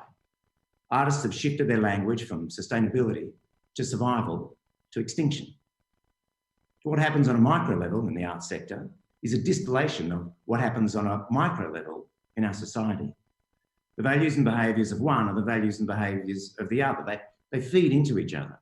Hence the extrusion of casual workers, including artists and arts workers, from the job seeker payment. Which brings us to an alternative to the aforementioned miracle. So for the last 7 years, I've made an argument for a living wage for artists. My advocacy is the result of a process of analysis that concluded with the opinion that the arts sector, for the reasons I've outlined, will not undertake its own process of redistribution of existing and future funds that would balance work with fairness, equity, and productivity. And that would act as an example in its representations to government. So I want to be clear. My idea didn't arise out of any expertise specific to the discourse of the UBI. Shorthand, I'm not an expert, like the previous speakers. But as I've interrogated the merits of a living wage for artists, I've been drawn to thinking of what a UBI might mean for artists. And I've made some observations that might be useful in this forum. Firstly, the UBI has lots of aliases. The Universal Resilience Dividend, the Universal Social Dividend, the Universal Wellbeing Payment, the living wage, a livable income, emergency basic income. There's loads more. There's a really interesting proposition that's circulating around in these circles in Australia, led by Marianne Cosgrove, called Just Now, that creates a narrative with plot lines that include jobs creation, universal social dividend, and tax reform. There's also an argument that Australia's already had a very singular experience of the UBI when the Rudd government dropped $900 into our bank accounts to save us from the global financial crisis. There's a lot of contest in this space. But it seems to me that any national scheme needs to be customised to factors specific to each society, such as culture, geography, the kind of economy, and pressing needs of the environment. This whole of society approach makes the UBI a meaningful proposition for addressing the financial discrimination that characterises our arts sector, because it can include all of us. And there's a moral dimension to this discussion as well. Guy Standing, one of UBI's leading global advocates, wrote a book called The New Precariat, of which he spoke last week in a webinar organised by the Green Institute. He said that a member of the precariat, it's a quote, is a supplicant. You have to ask for favours from a parent, a bureaucrat, an employer. And to me, this describes the servile position of the Australian artist, always looking up to the financial tables at which we're not allowed to sit, always waiting for the crumbs to fall. It's not very dignified, is it? A UBI would take the prick out of our collective neck and restore some dignity to our work and our daily life. Another aspect is equity. A UBI acknowledges the worth of all citizens and enshrines basic rights of justice, freedom, and security. It can relieve the burden of our ancestral or family history and so help mitigate the rise of class, which is a fundamental driver of social and cultural inequity in Australia. And for artists, well, we could come in from the cold fringes of society into the warmer climes of the mainstream, which becomes more inclusive than what it is now. And a third point is that a level of financial security provided by a UBI would allow us to escape the so-called arts industry, which for artists is a mirage. It's an entirely problematic construction that is driven by a comparatively well-paid managerialist class that fetishises the artist and cannibalises their need to create. The growth of this class is directly linked to the colonisation of the artist. The question I've asked many times over the last years is, how do you characterise a human activity as an industry when a third of its primary producers, artists, live below the poverty line? So there are both contextual and actual issues at play here. In actual terms, a UBI will most likely drag the Australian artist out from under the poverty line. And in contextual terms, the oppressive ambience of the arts sector would be mitigated simply by an external correction of the gross inequity that prevents the arts sector from operating fairly and productively. I'd like to close with this reflection, and it speaks to some of the questions that have popped up. A few years ago, I was invited to write in a publication on the dramaturgy of the universal basic income. And in it, I described how, as a younger artist, I'd been on unemployment benefits for about 8 years. And I was heading overseas to take up a position at the Korean National University of Arts. And I decided then and there that I would not apply for benefits on my return. More than 20 years on, I've established an international and national arts practice. And as the head of a small arts company, I've employed hundreds of artists and arts workers. I remember at the time thinking that that social security context had inadvertently given me a living wage. It was never a disincentive to work, just a useful base from which I could create with and for others. Thank you.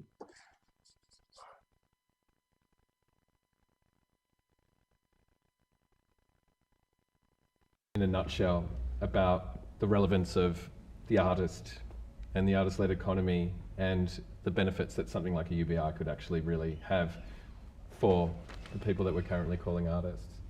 And so maybe there's no better way to kind of follow that up than to have a conversation with Citizen Coombes, who have been working away with around about 20 to 30 other people, amazing advocates around Australia and some internationally as well. Yeah, so I think what we're going to try and do now is have a chat to Courtney and Antoinette if they're there in Zoom. And we're going to talk a little bit about their work that they've created alongside the symposium, A Performance for a World Without Creativity. And we're going to talk a little bit about their collaborative practice as well, because they're both artists who work separately as well as together. And I guess the idea of coming together, the collaborative kind of nature is really relevant to what we're doing now. Yeah, as well. Absolutely. Hi, Antoinetta. Hello, Courtney. Hi, how are you doing? Good. How are you doing out there? I am doing well. I've been really enjoying watching you guys. It's been a fantastic evening tonight. Well, it's nice to hear. And Courtney, how are you going in the crypt pad with the advocates? Yes, there's been some lots of rich kind of discussion happening on the pad, I think, lots of provocations and reflections, and it's been really wonderful to see how passionate everyone is about this topic, actually. So I think that's something, yeah, that I've been enjoying, is like hearing our own individual thoughts reflected back to us, which is so affirming. That's super cool. Maybe it'd be worth us, can we share the screen and have a look at what's been happening in the crypt pad? Yeah, I would love to. I'll just share my screen now.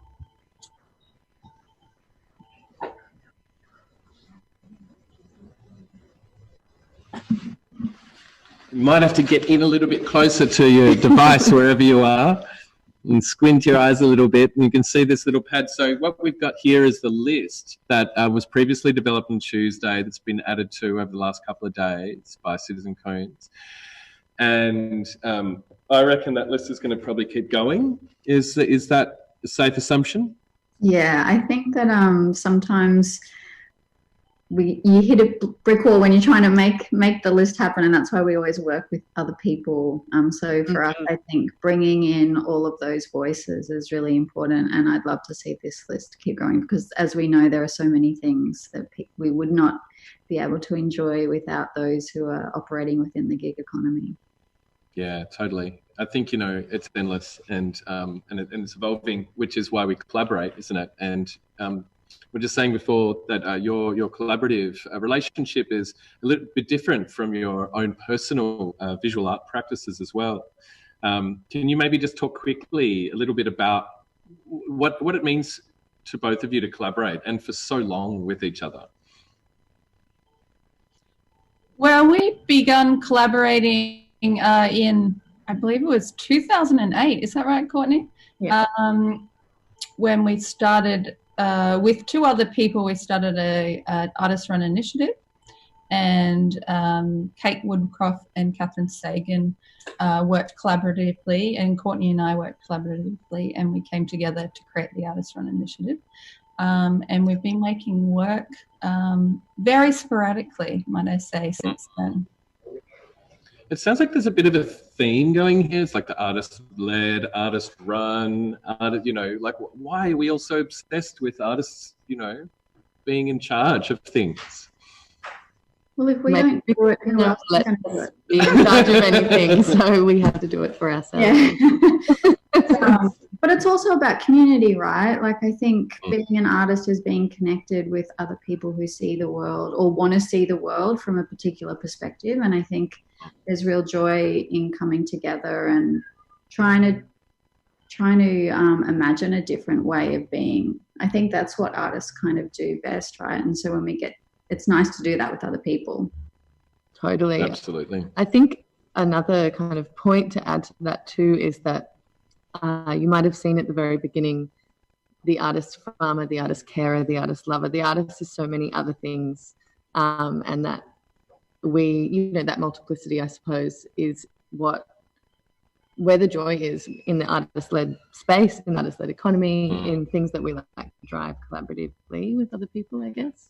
Yeah. Totally. And I think that list is endless too and exhaustive. It's like, what do we do? What is our practice?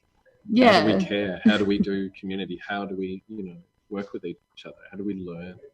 I've learned so much from you two in the last 4 days of engaging with you in this, cool project. And, that's nice. Didn't have to pay for that. I mean, didn't have to go to school for it.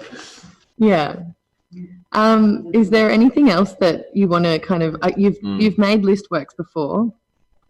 You made a list work for Space and Greater Together. This iteration twice before, first at West Space and then at ACCA. It was on a different type of list. We started with performance for activities that require 2 or more people. And so on that, did you find, obviously we're not going to know without going through that process, and it was quite a rigorous discussion when we were all in the Zoom kind of trying to define what we were going to talk about in terms of creativity, what it was. Did you find it easier just stating things that require 2 or more people, or was it much the same? Just a lot of... There you go. I was just going to say, it's always a debate. Whatever topic that you pick, it's always going to be a debate. And that's why we love it, I think, because everyone sees things so differently, and we're not here to dictate the answers. We are not interested. Otherwise, we'd just write the list ourselves, right? We're very much interested in having those conversations and questioning and being questioned, I think. Like, that's a big part of the process for us as well. And it's amazing how much you can learn just in a short process of trying to write a list collaboratively. Like, I think that it's, it surprises me each time, I think. It's something really, obviously the multiplicity of approaches that you've got and that kind of we have, and, there's something about that which, just speaks volumes. And I think we need to just keep going with it. I'm interested, actually, if we can go back to the crypt pad a little bit and go to the bottom and see some of the contributions from the advocates. And I will just share it now. There has been lots of discussion. Excellent. Has anything jumped out at you as resounding and needs to be amplified? I don't know if it needs to be amplified, but I was really interested in this idea that artists are farmed, like we talk about co-opting, but I don't know, just that language, I think, around that was interesting to me as a way to think about it. I'd never thought about it in that way. I think that that really relates back to what David was talking about in his presentation, and about, you know, working within an industry where, as the primary kind of producers, we don't really see a return for that. Absolutely. Well, we do sometimes, but it's not very consistent. Cool. Yeah, and There's some really cool ideas in here, some really wacky stuff, isn't it? Yeah. Yeah, great. Thank you so much, you two, and you know, good luck with evolving this project and what happens next. Thank you. Congratulations. I look forward to getting into that CryptoPad properly after. Yeah, let's get in there. Hey, no one in the advocate group, delete your stuff. We need to keep working with it. Thank you, everyone. Thank you. Thanks. We're going to throw to a wonderful little video work. That's that camera there. A little sting that Sarah Jane Woolahan has put together. And after that, we're going to go to the Q&A with the panelists and the agitators. Yeah.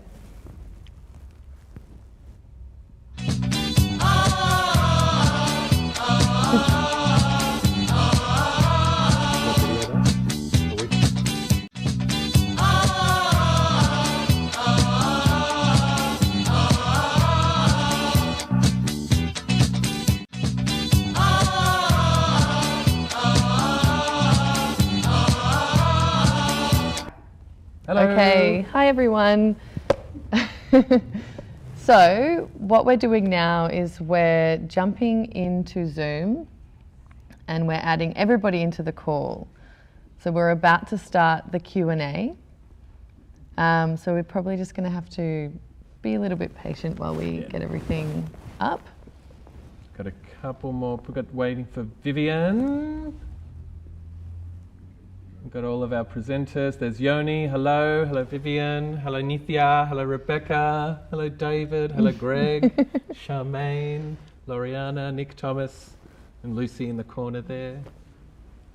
Has everybody got their audio on? We're ready to jump in and all talk at exactly the same time? Time starts now. So there's a bunch of questions that have come from the agitators, and some informed by what the advocates have been putting forward. The way we're going to operate this is that we're just going to select some of these questions and get the agitators to ask them directly to their favourite panellist at this stage. Not favourite, but you know what I mean. So we're going to start with Nithya. Nithya has a question for Greg Marston.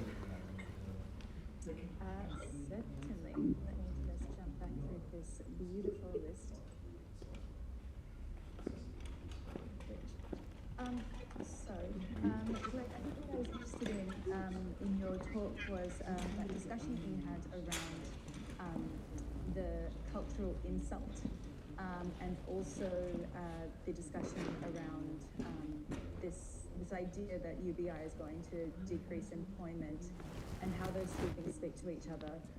So I was wondering if you could speak a little bit about what you think a policy framework that actually starts to counteract that cultural insult of the poor, the unemployed, as somehow subordinate or lesser in our society, and where you've seen policies, whether in Australia or globally, that frame that a little bit more equitably. And also, I'm curious about how you think we would articulate some sort of an evidence that a UBI doesn't in fact decrease employment, and these alternate ways of value making, and how we can present that as an equivalent measure, an equivalent asset to employment. So, over to you. Thanks. Lots of good questions there. The last question is probably the easiest to some extent, which is about the evidence base. So there is lots of good overseas studies that have looked at where basic income pilots or basic income schemes are still in place, and show that what they did do was improve people's health, that people kept involved in paid work, that they enrolled in education. So the evidence base is large and growing, and I think that comparative case studies really do provide some solid foundation for I guess going forward with this without the fear that we introduced a basic income, wouldn't engage in paid employment.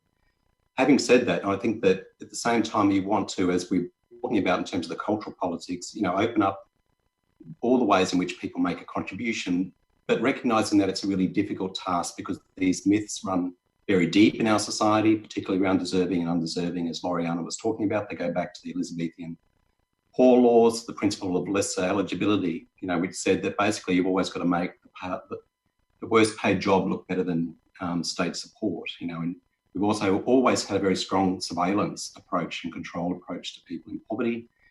We used to have the workhouses in the 1800s, and now we've got the equivalent of what Virginia Eubanks calls the digital poorhouse, the way in which we track people in terms of, what they're doing and declaring income. And of course, in this country, we had the infamous robo-debt scandal that kind of, painted all of the ways in which we spend a lot of time, a lot of money surveilling people when we'd be much better putting that money into people's pockets. Because the problem is not, as Charmaine was talking about, that we need to condition how people spend the money. We just need to give people enough money to meet all of their essential services, and people will spend that money wisely. So there has to be more trust built into the system. And certainly, the cultural challenge, I think, is as important as the economic distribution, because in this country, you have to look at the policies that we've just announced in response to the pandemic. Job appears in all of them. Job seeker, job keeper, job maker. I'm waiting for job baker next week. We'll throw in some flour, some yeast, knead a little bit, and hopefully it'll rise, right? But, basically, as people have said, what they've done is provide people with an economic insecurity. We pause some of the conditionality. That we are providing a form of economic security, and we should be proud of that and stand up for it rather than, put it all through the prism of job and work. And I think that's a tragedy. And it's also a very one-dimensional view of what constitutes, humanity and a good society. So it's care work that's made us get through this pandemic. It's solidarity. We need to reward those workers at the front line and pay them more, certainly not detracting from labour market inequalities. But, we also just need to recognise that if you give people a basic economic security, then lots of the other problems we worry about will go away, at least in my view, when I'm optimistic. Thanks, Greg. That leads into the next question actually really perfectly. So the next question, I think that Vivian, you wanted to ask a question to Loriana. Your first question, the big one. The big one.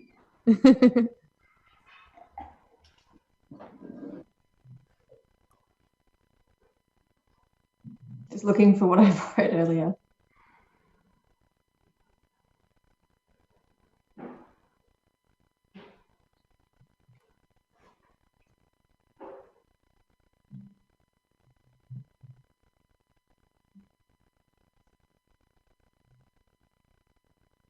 Next time we'll have another crypt. Yeah, sorry. No, it's all good. You go. You ready?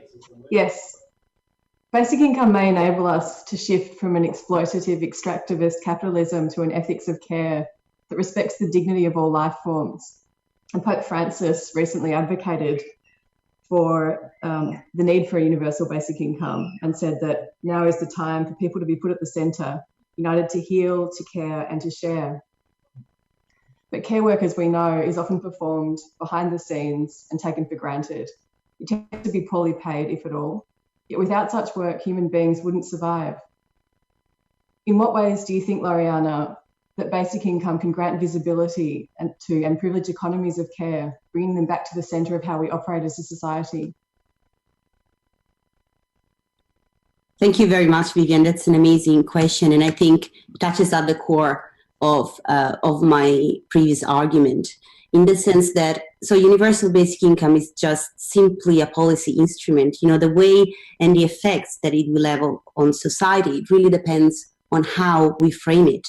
So on the values, this is why I was talking about the vision. So what kind of society are we aiming for? And obviously, so the presentation I gave before and the way I see universal basic income is of a system embedded in a discourse where care is the fundamental value, because it recognizes our species primarily as a caretaking species, because that's what we are. We are social beings. And so I think universal basic income per se, so if you were to introduce universal basic income within this system, within the dominant hegemonic discourses, no, this will not automatically lead to an increased visibility of care work. I don't think we can assume any direct link. So it has to do with the discourses, with the stories that we tell about each other. So we are implementing a universal income because we do value a set of contribution, and we think that care is a solid, fundamental way in which we as humans contribute to the well-being of the collective, I think. So it's not just paid work, it's a very narrow limitation imposed on what we as humans can do. Yes, it's a tricky question because, again, per se, it will not cause this shift. It's how do we frame it, within what, broader discourse for social change do we frame it? I think that's, one based, again, on intrinsic value of care. Yeah. Hope it answers it. Thank you. Thank you. We've got a question for Charmaine here from Nithya. Charmaine, I think a lot of people would agree with the idea that probably our current government is not going to bring in a UBI tomorrow. But like we've seen with the doubling of job keepers, I'm wondering if, job seekers, I'm wondering if you think that there might be some other elements of a UBI that we can implement temporarily or that we can implement in this environment. I thought what you said about the income floor was really interesting. So I guess the two-part question first is the elements that you think we can fight for temporarily that are possible under this government. And the second part is where you've seen something like an income floor work maybe in a micro set of economies, whether it's a set of organizations, a local or a state-based scheme, and if that's something that we should be opting for to try and bring in a localized UBI or an LBI, a localized basic income, instead of opting for the grand scheme in the first run. Yeah, thanks so much. Really good questions. I'd argue that much of what the government has done in its response to COVID reflects much of what we would want or want to see in a UBI or even an income floor. So as I mentioned, they've made quite a large number of changes to facilitate access to the social security system, which has had the effect of, while it's not totally universal system, it's taken us a long way there. So they've done things like remove the assets test for the unemployment payment. They've also expanded the income test for couples. So couples with an income of up to $80,000 now can access that payment. So that's had the effect of bringing a large number of, I guess, higher wealth or higher income households into the system. Which I think is interesting in itself that they've done that, right? And as I mentioned earlier, they've removed a lot of the barriers to getting income support. And I'm really hopeful that many of those conditions that have been suspended temporarily can actually be abolished on the other side of this. So things like the liquid assets waiting period, which is this horrible thing where if you've got, more than $5,000 in the bank, you can't access an unemployment payment. Never mind that we all need some kind of, level of money in the bank in case the fridge goes bust, just as, the story I told earlier indicated. So I think there are actually many things in the government's response that it can continue relatively easily. And that puts us in good stead to have a more universal system in the future, if that's the way we're headed. To your point of where this has perhaps been done at a smaller level, look, I think Greg touched on it earlier, but the Finnish UBI experiment was really interesting, and they've done some decent evaluation of it. The latest evaluation report found that whilst it did not increase levels of employment among participants, it also didn't lead to a decrease. And it actually gave people more confidence. They had improved well-being. So for the cohort who was unemployed, who participated in that, there were actually some really great outcomes, which I think provides a really great lesson for the rest of us. There has been some suggestion that perhaps we do a localised model here in Australia. Eva Cox has suggested that the cashless debit card trial sites be transferred to a UBI or a LBI trial to see how that would go in action here. I don't think the government is taking that proposal too enthusiastically, but I think it is an interesting thing to look at, especially in some of those areas where the prospect of getting sustainable and secure paid work over the long term is next to none. In some of these remote communities, they just aren't the jobs for people to access. So what is the solution there?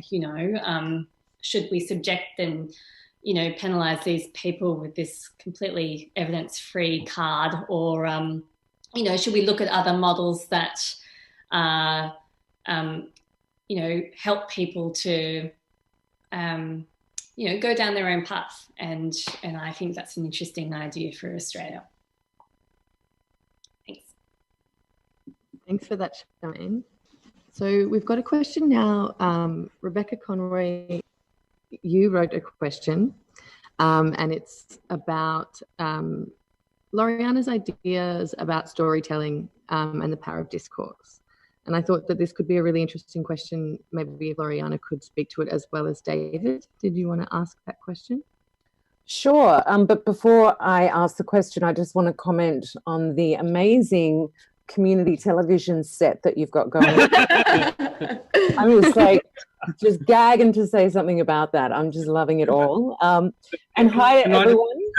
I just comment that this is an amazing sculpture that has been donated to this community television set by an amazing local artist called Andrew Husthwaite. At the last minute, we're like, what the fuck can we hang in the background? We called him up and he's like, yeah, I've got this thing. It's 100% authentic community television. It's really nailed it. So well done. And hi everyone, and thanks to the hosts and producing this very important topic to talk about. I'm zooming in from Gadigal Bidjigal country from east in Sydney near the ocean. So my questions, I just had a comment, just a lot of the contribution that Loriana was talking about just reminded me of the kind of the strength and the power of discourse. Just, on one level, we've got this kind of, debate about, can we afford it? What would policy-wise, what would we need to change? But the most profoundly kind of, I guess, as an artist as well, is thinking about how do we shift this narrative? There seems to be like so much work that needs to be done just to shift this narrative. And it got me thinking about the William Golding Lord of the Flies, because it was recently in the spotlight that the original story, the story that draws from is a real story about 6 Samoan boys who were shipwrecked for 16 months on an island. And it's just that story about Lord of the Flies that we've kind of had to accept, that it's the version of humanity that tells us that, we're just going to destroy each other, we're all about competition. And that is not actually the story that represents most of the world. And it was just ironic that what it represented was William Golding's version of the world. And he was, by a lot of accounts, not a pretty terrible man. So it just made me think about that, the strength of the discourse. The discourse is a really powerful, very material force. And I really liked that. And I also David, I just could not get that cooking show metaphor out of my head. The stats are so terrible. I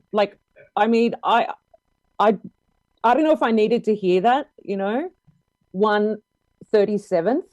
But it is really stark. And I just imagine that as a kind of, what metaphors are we most relating to? Like if we could visualize that as someone who was getting more of a share of the pie and literally stuffing themselves, like it feels like there's this real a scarcity that's happening on, like we're so malnourished on this side, and then there's this bloating on the other side. So just something to think about as a future cooking show. I like that idea. Yeah. Yeah, I think it's a great idea. Do a cooking. It's like Le Grand Bouffe. Yeah. And unfortunately, the artists will be the little mice picking up after the end of it.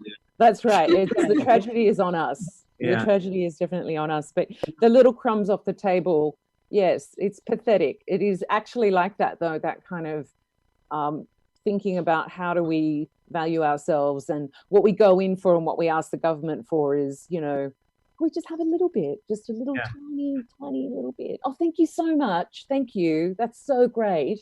I think one of the rules of advocacy that we've really failed in terms of the arts is that never ask for what you think you can get, ask for what you need. Yeah. Because in this kind of environment, we've been operating in, that has never worked in any space, but particularly for the arts, which I know well. I think there's a really interesting connection between your 2 points, really, because I mean you're sort of invoking Mr. Rutger Bregman and his a hopeful history. And yes, he's an optimist. What I like about what he's doing and what a number of people are trying to do, and what you wrote down in that, in the chat, is that actually if we change our default setting to humans are basically good rather than humans are basically bad, we recalibrate pretty much all the values that generate our social policy. Yeah. That includes the arts. And so instead of a dystopian default setting, and certainly not a utopian default setting, but maybe a third kind of default setting that's really comes from, looking at ourselves in the mirror and saying, I am many kinds of persons, but what I'm not predominantly is a bad person. I am not William Golding. I am actually, I would like to think that I could be in that group of boys on the island who took care of each other and agreed that they wouldn't fight. That's a great place for us to start thinking about what we can do. It doesn't mean that there's no contest. It actually means that the rules of the contest are defined by a sense of humanity rather than deprivation. Yeah, and I think there were some other speakers that were drawing on the idea of this, demonizing of the poor, that poverty is seen as a moral failing, and even on the left as well, it's seen as kind of still quite a paternal attitude that the left have. Oh, we've got to help the poor get out of their problems, instead of asking why are they poor in the first place, so addressing that idea of there's so much emotion and judgment that's wrapped up in these positions. Yeah. Thank you. Actually, before we go to the next question, Loriana, did you make any comment on that? Because it kind of stemmed from, stuff you were saying. You don't have to, of course, but yeah. I would just like to comment on this whole discourse and this construction of human being as competitive rather than cooperative. And again, it comes from a view of history that's been very selective, and we tend to forget that as a species, we lived pretty much 90% of our time in very cooperative, more tribal, collectivist settings. So there must be a reason, if we evolve where we got to where we are, which must be related to cooperation rather than competition, which, as we're witnessing, is not taking us very far, I guess. Yes, Charmaine. Just adding to your point, Rebecca, having a low income then also leads to organizations, I agree with you, including from the left, going, oh, well, we have to fix them somehow, you know, and that's where we have these policies like the drug testing proposal, right?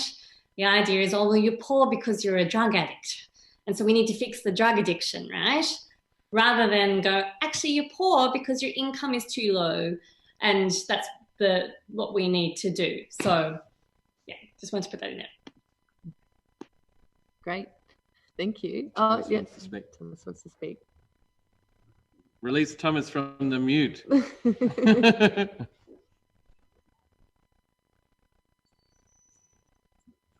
Perhaps unmute yourself. Yeah, good. Oh, can we do it ourselves? Thanks so much. So that reminded me of, so we all agree here, obviously. And I was just thinking, are we all in a bubble? And how can we reach the quiet Australians, which we know there are, and how, because we need them to build up the social pressure to get this things that it doesn't have to be UBI, of course, but we all know we need to fix the welfare system in some way. So together to achieve something like marriage equality, which was unavoidable because there was so much social pressure. And we had fighters on the left and in the churches who put so much resources into a fight against marriage equality.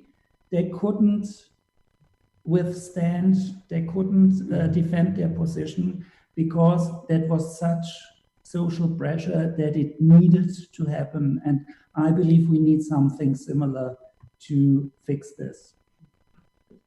So I think that, speaking of the church, yeah. that leads really nicely onto a question that, Yoni, you had for everybody, but I wonder if maybe Nick and Thomas might want to speak to it first.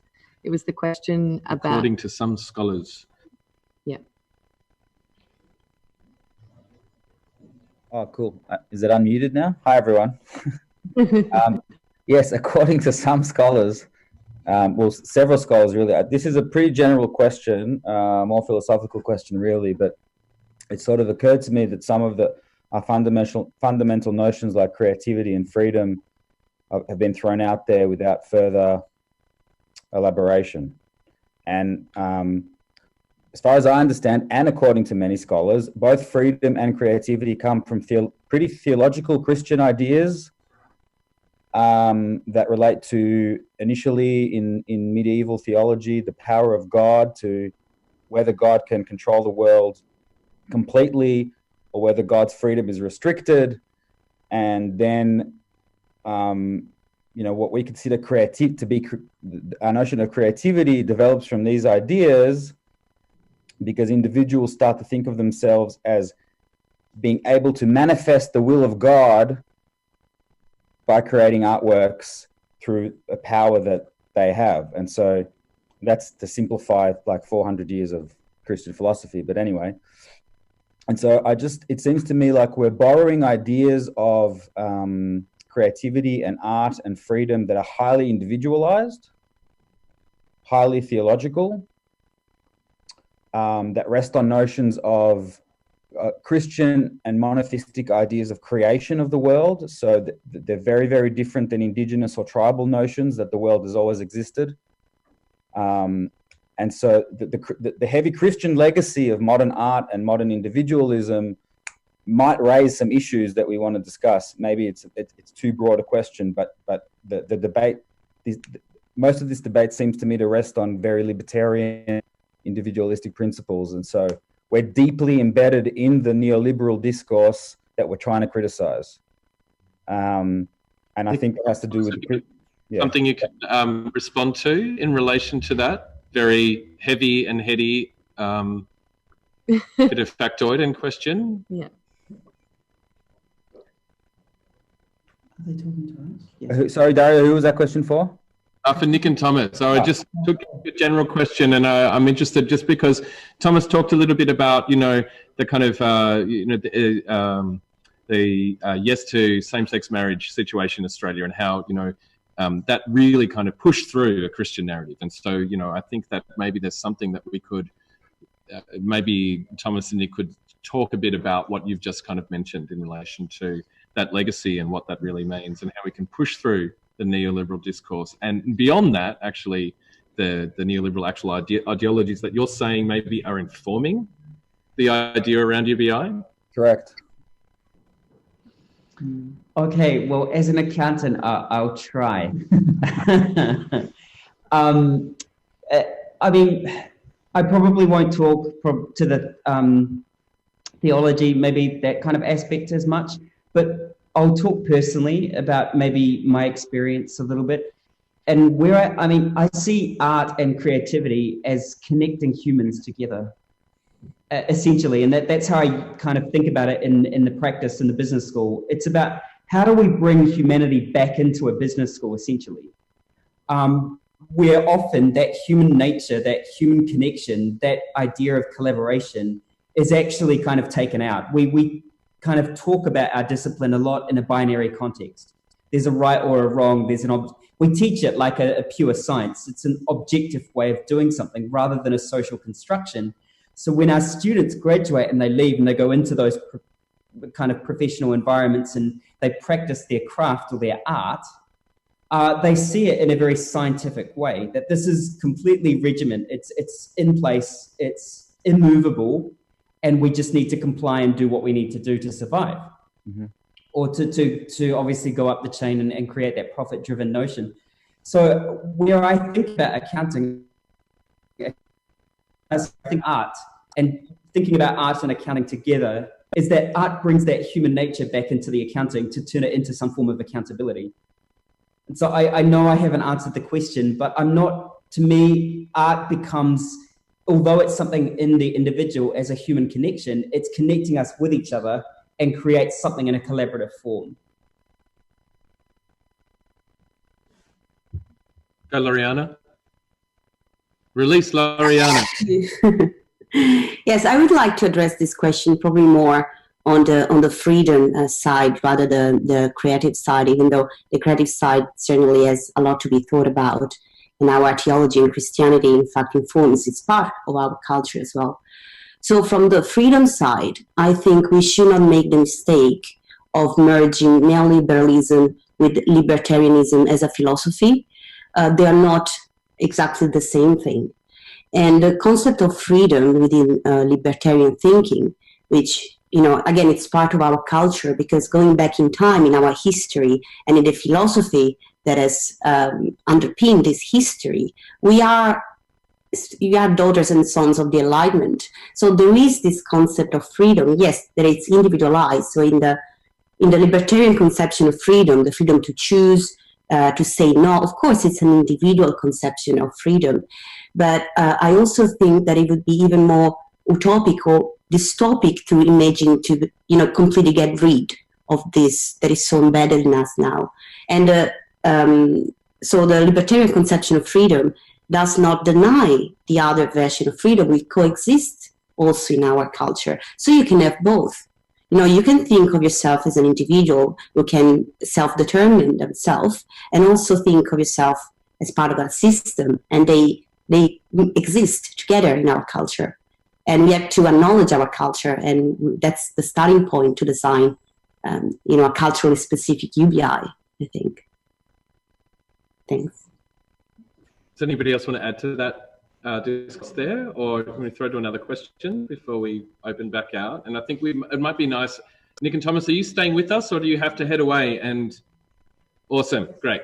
And then maybe we can go back to what Thomas was talking about before and kind of evolve from there in regards to, you know, what might be possible. I just want to go back to something, Vivian, you pointed out a very specific question that I think would be good for our accountants in regards to the Australian context and the history in Australia, in the labour context specifically.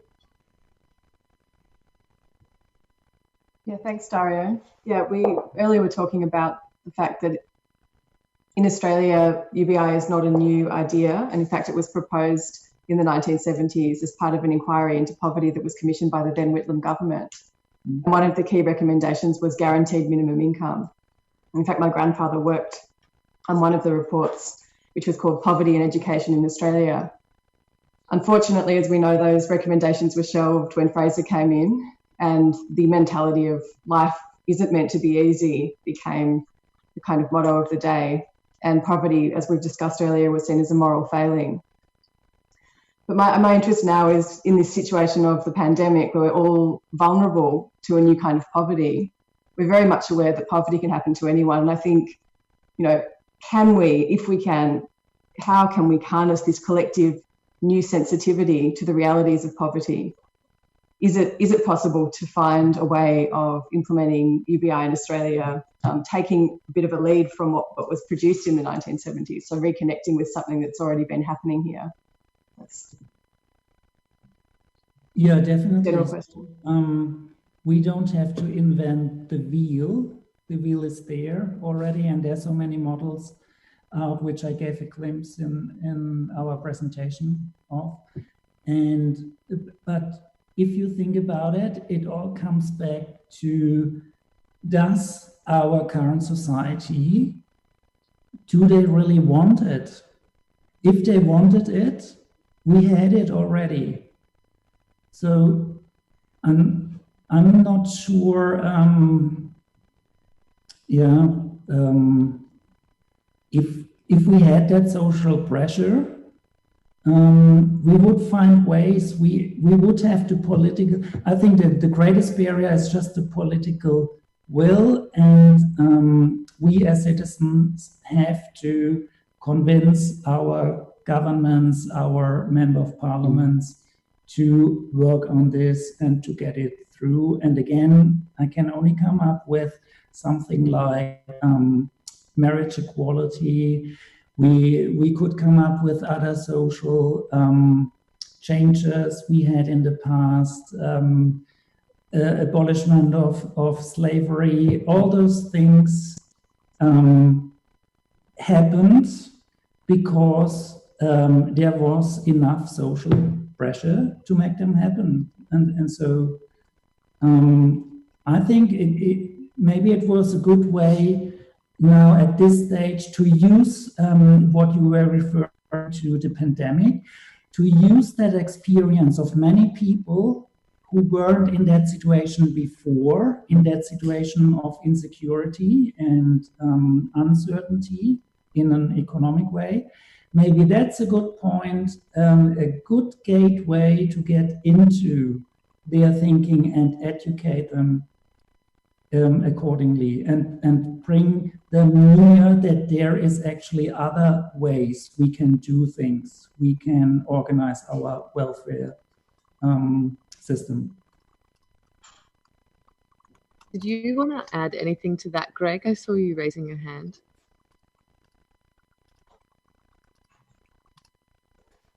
Just quickly, I know Charmaine wants to make a contribution too.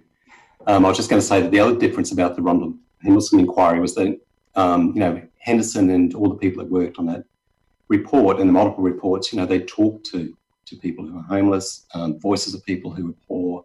And this was the first time really that had been the case. And when we look at welfare reform at the moment, the expertise of people who are in situation is not put front and centre in all the successive welfare reforms. So I think those voices are really important in challenging some of those stereotypes. The other thing I say about how we get social security systems, the big change is that often those kinds of exogenous shocks, right? So it's kind of wars and depression, unfortunately, that turn, private troubles into public problems. And that's when we got mass unemployment that we started to get the welfare state. But we also had a tax system that could pay for it because they had just funded the war effort. So social security became the kind of peacetime aim. So, history, I think, is instructive in that sense, but there are lots of good ideas, but hopefully going forward, we don't need, another depression or another pandemic to point that way. But I think the other thing that I think is worth holding on to is that there might be some greater respect for all sorts of expertise out of this. If you look at how we've responded to the crisis, it's been the public health folks and the epidemiologists that, politicians where the countries have got it right, have listened to them. And if we could see some of that retained when we look at problems like climate change or bushfires, which is linked to climate change, then I think we'd be in a much better place too. But that expertise needs to be of people who are both in that experience, but also the people that, actually know something about the subject. I mean, otherwise we get a whole lot of populism and fear and all this ridiculous, assertions basically rather than arguments. And I think that's not good public policy. Yeah, I just adding on to that and following on from Thomas's comment earlier about bringing the quiet Australians with us. We did some messaging work for the campaign we're running to increase unemployment payments, both before the last election, so early 2019, and we're just doing a new round now. And it's been fascinating seeing the difference. So, for somewhat moderate groups back in 2019, there was still a very clear thing that, unemployed people are bludgers and they shouldn't get any more money. And even among unemployed people themselves, they were saying, well, look, I should get an increase, but other unemployed people, it should be, restricted to the cashless debit card. Like there was that kind of mentality. But now, much more empathy. There is much greater understanding of what's going on for people. And we're really heartened by that. I mean, there's some other stuff that's kind of proving to be very sticky, but there's definitely been an increase in sympathy for people without a job and much more support for the government stepping in and providing that safety net. So there's a message of hope, I guess.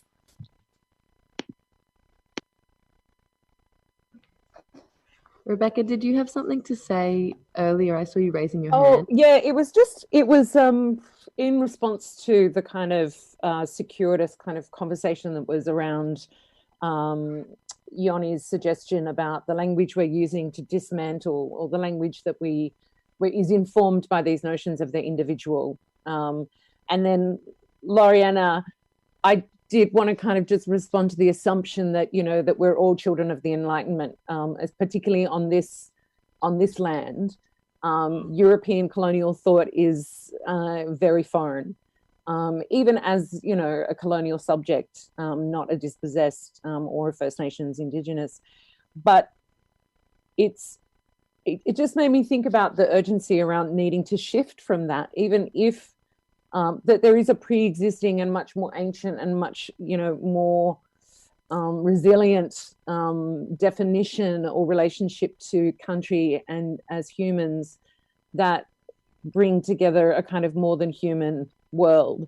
And it strikes me that, just in response to what Yoni was saying, that it's the kind of thinking we really need to shift if we're talking about a UBI. If that's the conversation, if that's where we want to be, then we really do need some radical redefinitions of the human.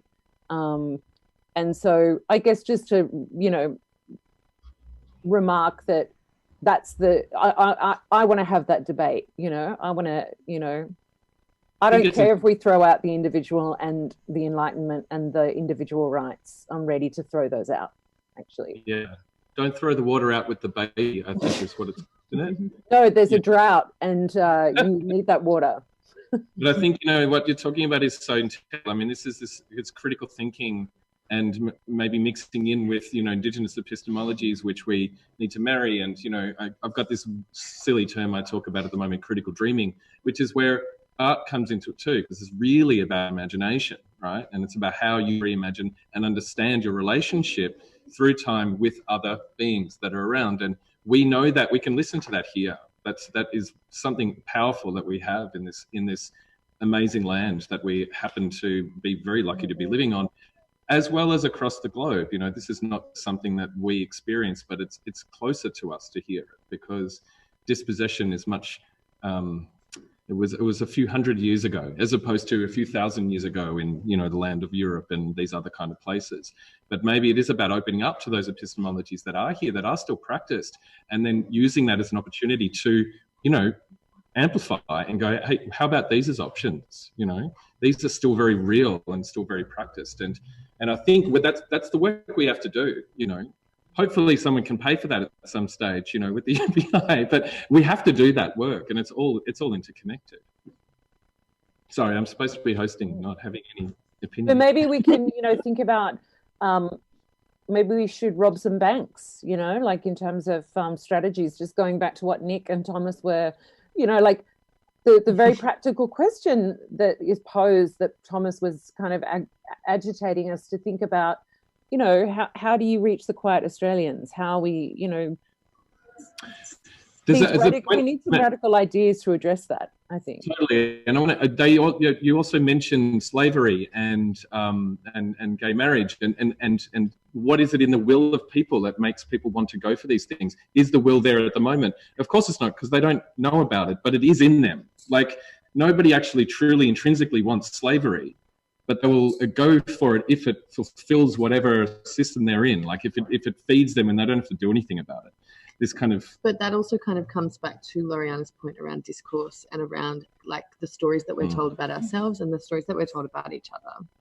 And, you know, of course, people will go for slavery if they're told that that's over and over and over again, that that's what's happening, I suppose. Totally, the seriality, which is why there needs to be a cooking show by David as part of it too, because that's not part of that current seriality.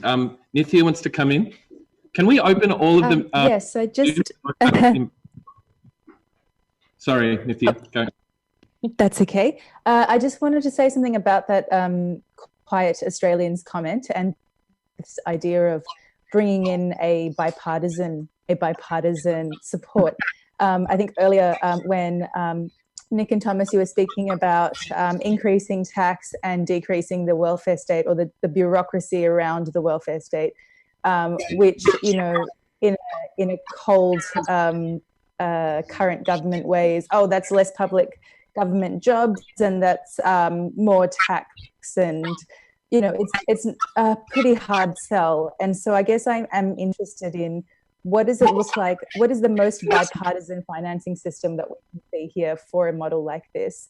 Obviously, things like subsidies to industries like fossil fuels that are becoming slowly redundant are one of the ways that we should be exploring. But what is a bipartisan way to push this that isn't just reliant on the values that everybody on this call basically shares, but also brings in people? And just as a side note to that, I want to note that in America, you know, even lower middle income people are against universal public health care. And that just shows you how deeply the rhetoric can go in thinking that, you know, if somebody else gets it, that means there's some sort of something I'm not getting, or something that's free that I'm, and I don't think that Australia is as far away from that type of mentality as it should be.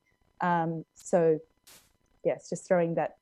I'll leave that as a comment, Nithya, because we're actually totally running out of time, and this has been a fantastic conversation. I just wanted to ask, David, do you want to say anything else? Because we haven't heard from you for a little bit. Maybe it's the final word as the Minister for the Arts. What do we need to do? Minister for Arts, actually. I think that the arts... Sorry. Look, I was really... I've just been thinking so much about Yoni's question, and I found it really fascinating, because I can't really answer that question. Sorry? Philosophers will do that to you. They do that to you.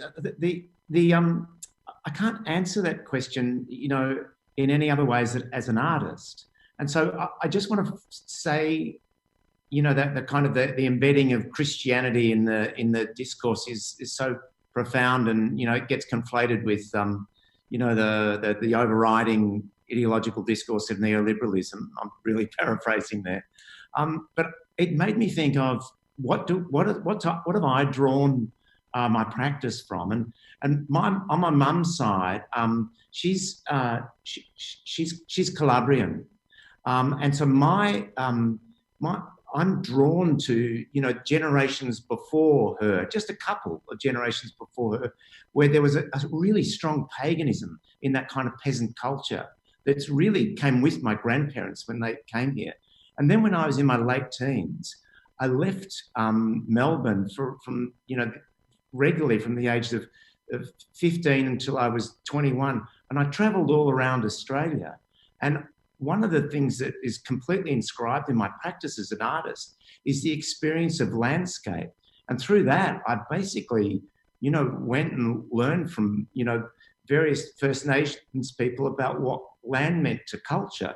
And so I've got these conflations of, you know, this sort of personal background, this place in, you know, this place that I live in, but also I have always had an incredible attraction to Asia.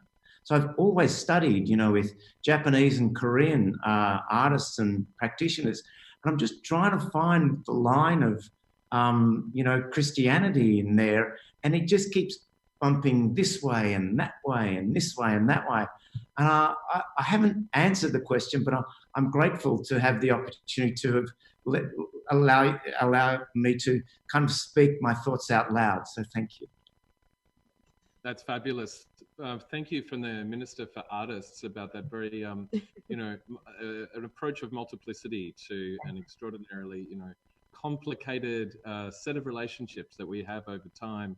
And before we're going to go now, and we're going to hear from the future Minister for Artists, who I only met a couple of days ago, actually quite an amazing performance poet from Sydney called Mel Ree, and she's going to tell us the truth in a moment. And before we go there, we're going to go to another little sting, a little video that's been put together by the fabulous Sarah Jane Woolahan. Thank you for the conversation, everyone. It's been really good. Thanks for bearing with us. All right, we're going to close the control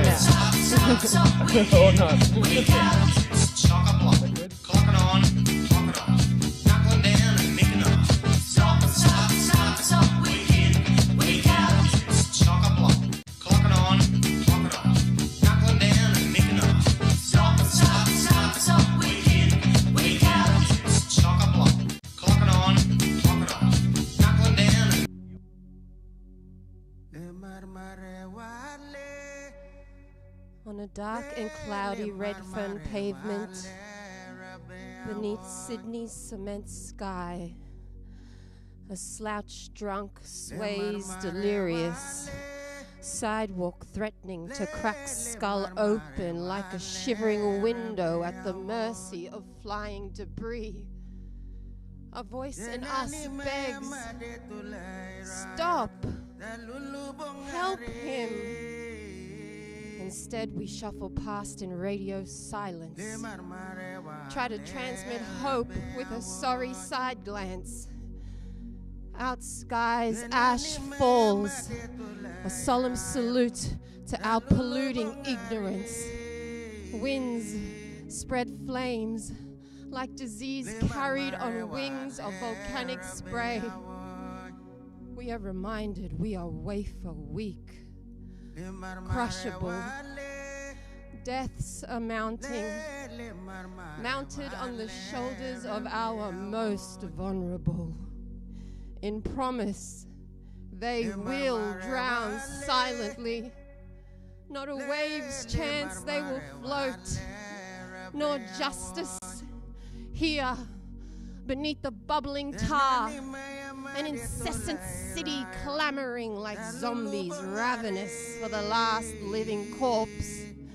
Here, under metropolitan railway tracks like monumental razor blades at the throat of indigenous land rights, we gather, the artists and the allies, huddled like starving wolves escaping harsh winter storms. In a world that hangs constitutional laws as political ropes around our necks. In a society that glorifies toxic predators in the name of sport and white privilege, we assemble a battlefield of emotions, surrendering all at once to say, I have no more fight today. I just want to be held. And here, on the outskirts of the mainstream, we are dreaming, awake. We, who refuse to turn dreams to wrenches, who will not surrender our humanity to the mechanical gluttony of capitalism. We are gathered to witness the holy sanctuary of art. Sweat stains, bleary eyes, shards of guilt trapped in throat, in chest, suffocated by endless lies, endlessly searching for the entity birthing between my breasts. I feel her breath breathing heavily into my next decision. Decisions when you've lost all vision of who you thought you'd be. My skin is the only thing holding me together. In the darkness, a voice that echoes on forever. This is the moment. The one that makes you or breaks you, lifts you up, recreates you. This is the reckoning, the rise. This is the moment. Make way for something new. Let it change you, charge you. Fuck sorrow. Choose substance. Choose character. Fuck your childhood. Your mother was an amateur. Your fears, they're bullshit, my friend. False evidence appearing real. Believing lies has been your trend.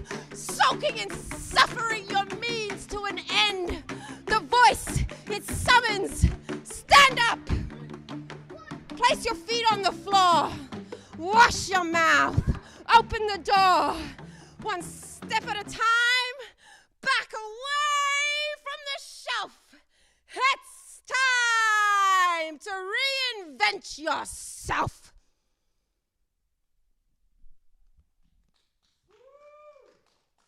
Get that body out of Marston. Talking shop, taking stock and knock your way up to the top. Get your head down, ass up, back straight.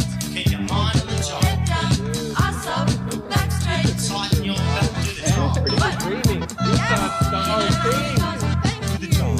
Oh, wow. Do you want to come over here and we'll just wrap up and say good night, Australia and the world, but also there's going to be one more video playing after this. It's called Book of Dream, and it's an amazing little piece that was put together by Devika, Billy Moria, Amy Hanley in conjunction with the World Production Artists. But over to you too. Well, I think that we've heard so many different perspectives today, and we've seen some amazing work, and we've created this strange TV studio in the Mechanics Institute in Brunswick, and we've practiced live streaming. It's been really collaborative and really fun. Absolutely, and I just want to say thank you to the both of you, because I think as an artist in the real world, you often feel alienated from these types of conversations, and I'm just so grateful to be in this space and realize that we're all in it together, and there are people out there fighting the good fight, and it gives me so much hope. Thank you, guys. Yeah, it's much better when we do it in the unreal world. Yeah. And we can make the reality happen right Yeah. now. You know, as Mark said, reality is what we make together, and it's fucking true to this day. Thank you so much Thank for you. your art Thank you. and your power. Over and out. Ciao.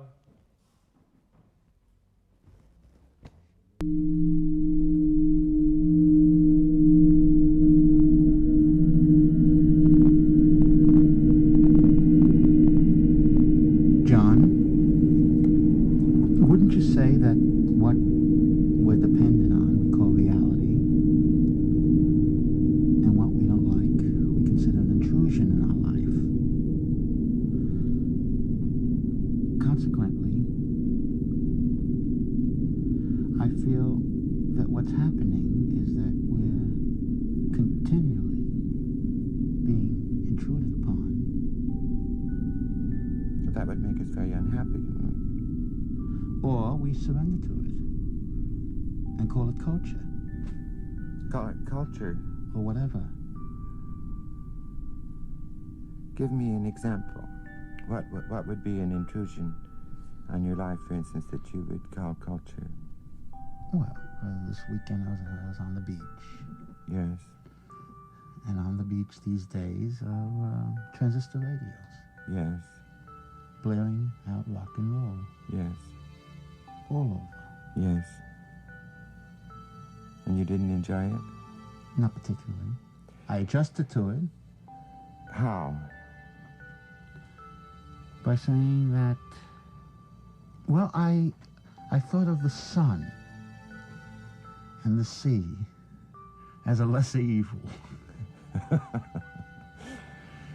Well, you know how I adjusted to that problem of the radio in the environment.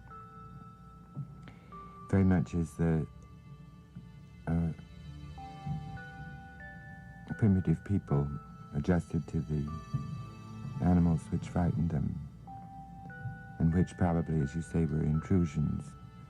They drew pictures of them on their caves, and so I simply made a piece using radios.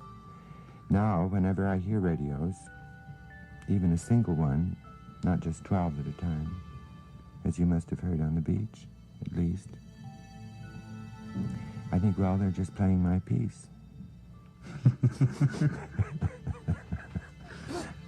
That might help me next weekend. Yeah, and I listen to it with pleasure. By pleasure, I mean I notice what happens. I can attend to it rather than,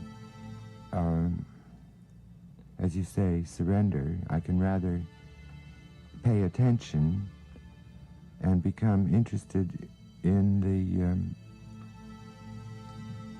well, what it actually is that you're interested in is what superimposes what. What happens at the same time, together with what happens before and what happens after.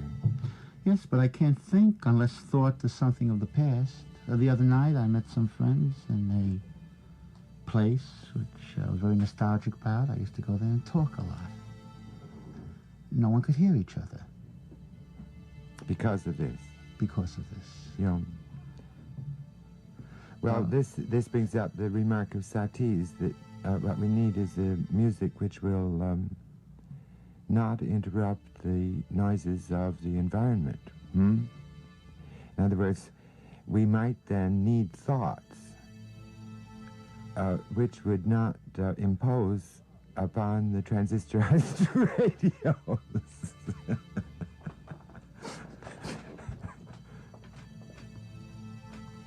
All I'm trying to say is that this is a coin which has two sides, and that the, say you think of your thoughts as the reality, or your conversation at least, that you wish to have as a reality, and the environment is an intrusion, then that Satie remark just takes that coin, turns it over, and says the reality is the environment. What you want to do in it is an intrusion. And finally, the work of an artist, for instance, is it not an incisive intrusion? Because for heaven's sake, it didn't exist until the artist does it. Yes, I never heard anybody really boo a transistor radio. I think, well, you have just now, in a sense, and I have done it formerly when I would go into any friend's home out of deference, you know, to my tastes. Seeing me coming, they simply turned off all the any radio that was, or even a disc that happened to be playing at the time. Now they no longer do it. They know that I think that I composed all those things. Well, it's a problem for me. I feel that I'm quite at odds with it. Well, maybe actually I really like things to, for example, if I'm standing in front of a jet and I hear the blaring sound, I don't feel annoyed because I know it's going to take me someplace. Yeah. Or that it's bringing some friend. The noise is utilitarian. And it almost dramatizes the flight, you know. Yeah. But that then is not an intrusion, really. That's a sound which, because of other things you're doing, you must carry along, as it were, with you. with your experience at any rate. What would you say to giving a concert of your works in an architectural situation where something else that was going on was at least partly audible at the same time? Let's imagine, just to make the conversation consistent, that concert is in a room and that one door from that room is open, and in the room upon which it opens, radio music is audible. Now, must that door be closed, or may it be left open? I would like the door to be left open, but without the radio. You see, I want to leave the door open, but of course...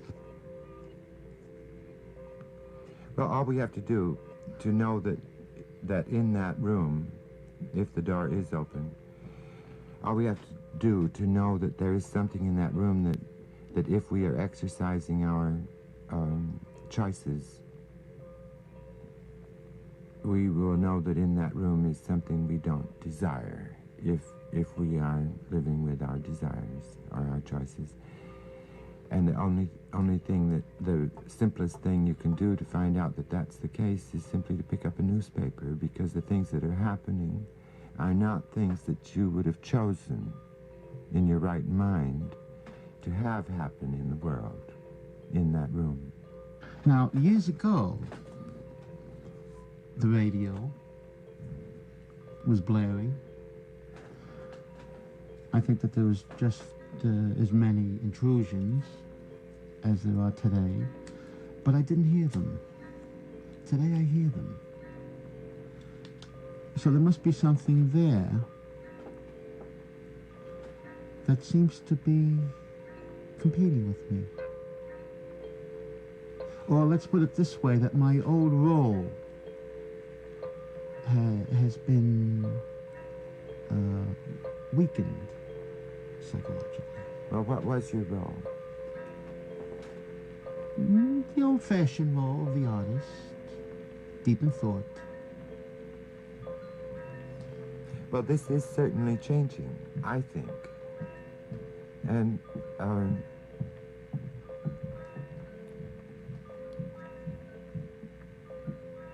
since it's perfectly clear that you're a magnificent artist in that role of being deep in thought, what I would like to see is how magnificent you are intruded upon. What do you think of that idea? Do you recall, isn't this true that once when we had one of those conversations we so,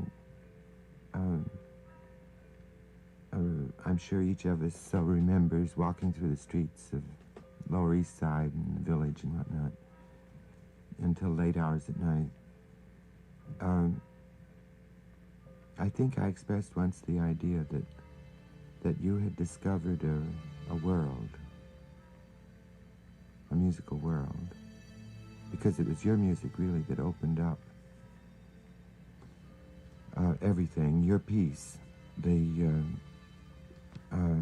what was it called, the one for, I think the first one was for piano. Projection. Projection, yes, and you wrote it down at Monroe Street, and David Tudor and I were in the other room, and you left us, and you wrote this piece on graph, giving us this freedom of playing in those three ranges, high, middle, and low. And then we went in and played the piece, and it was then that the musical world changed. Now, not just the musical world outside of you, but the musical world inside of you, in this role that you speak of, deep in thought. Nevertheless, the thing I think I said to you once on that walk through the night is, now that you have opened up this world, let us see all the things that are in it. Now, among the things that are in that world is this a situation of, granted, someone deep in thought, his being intruded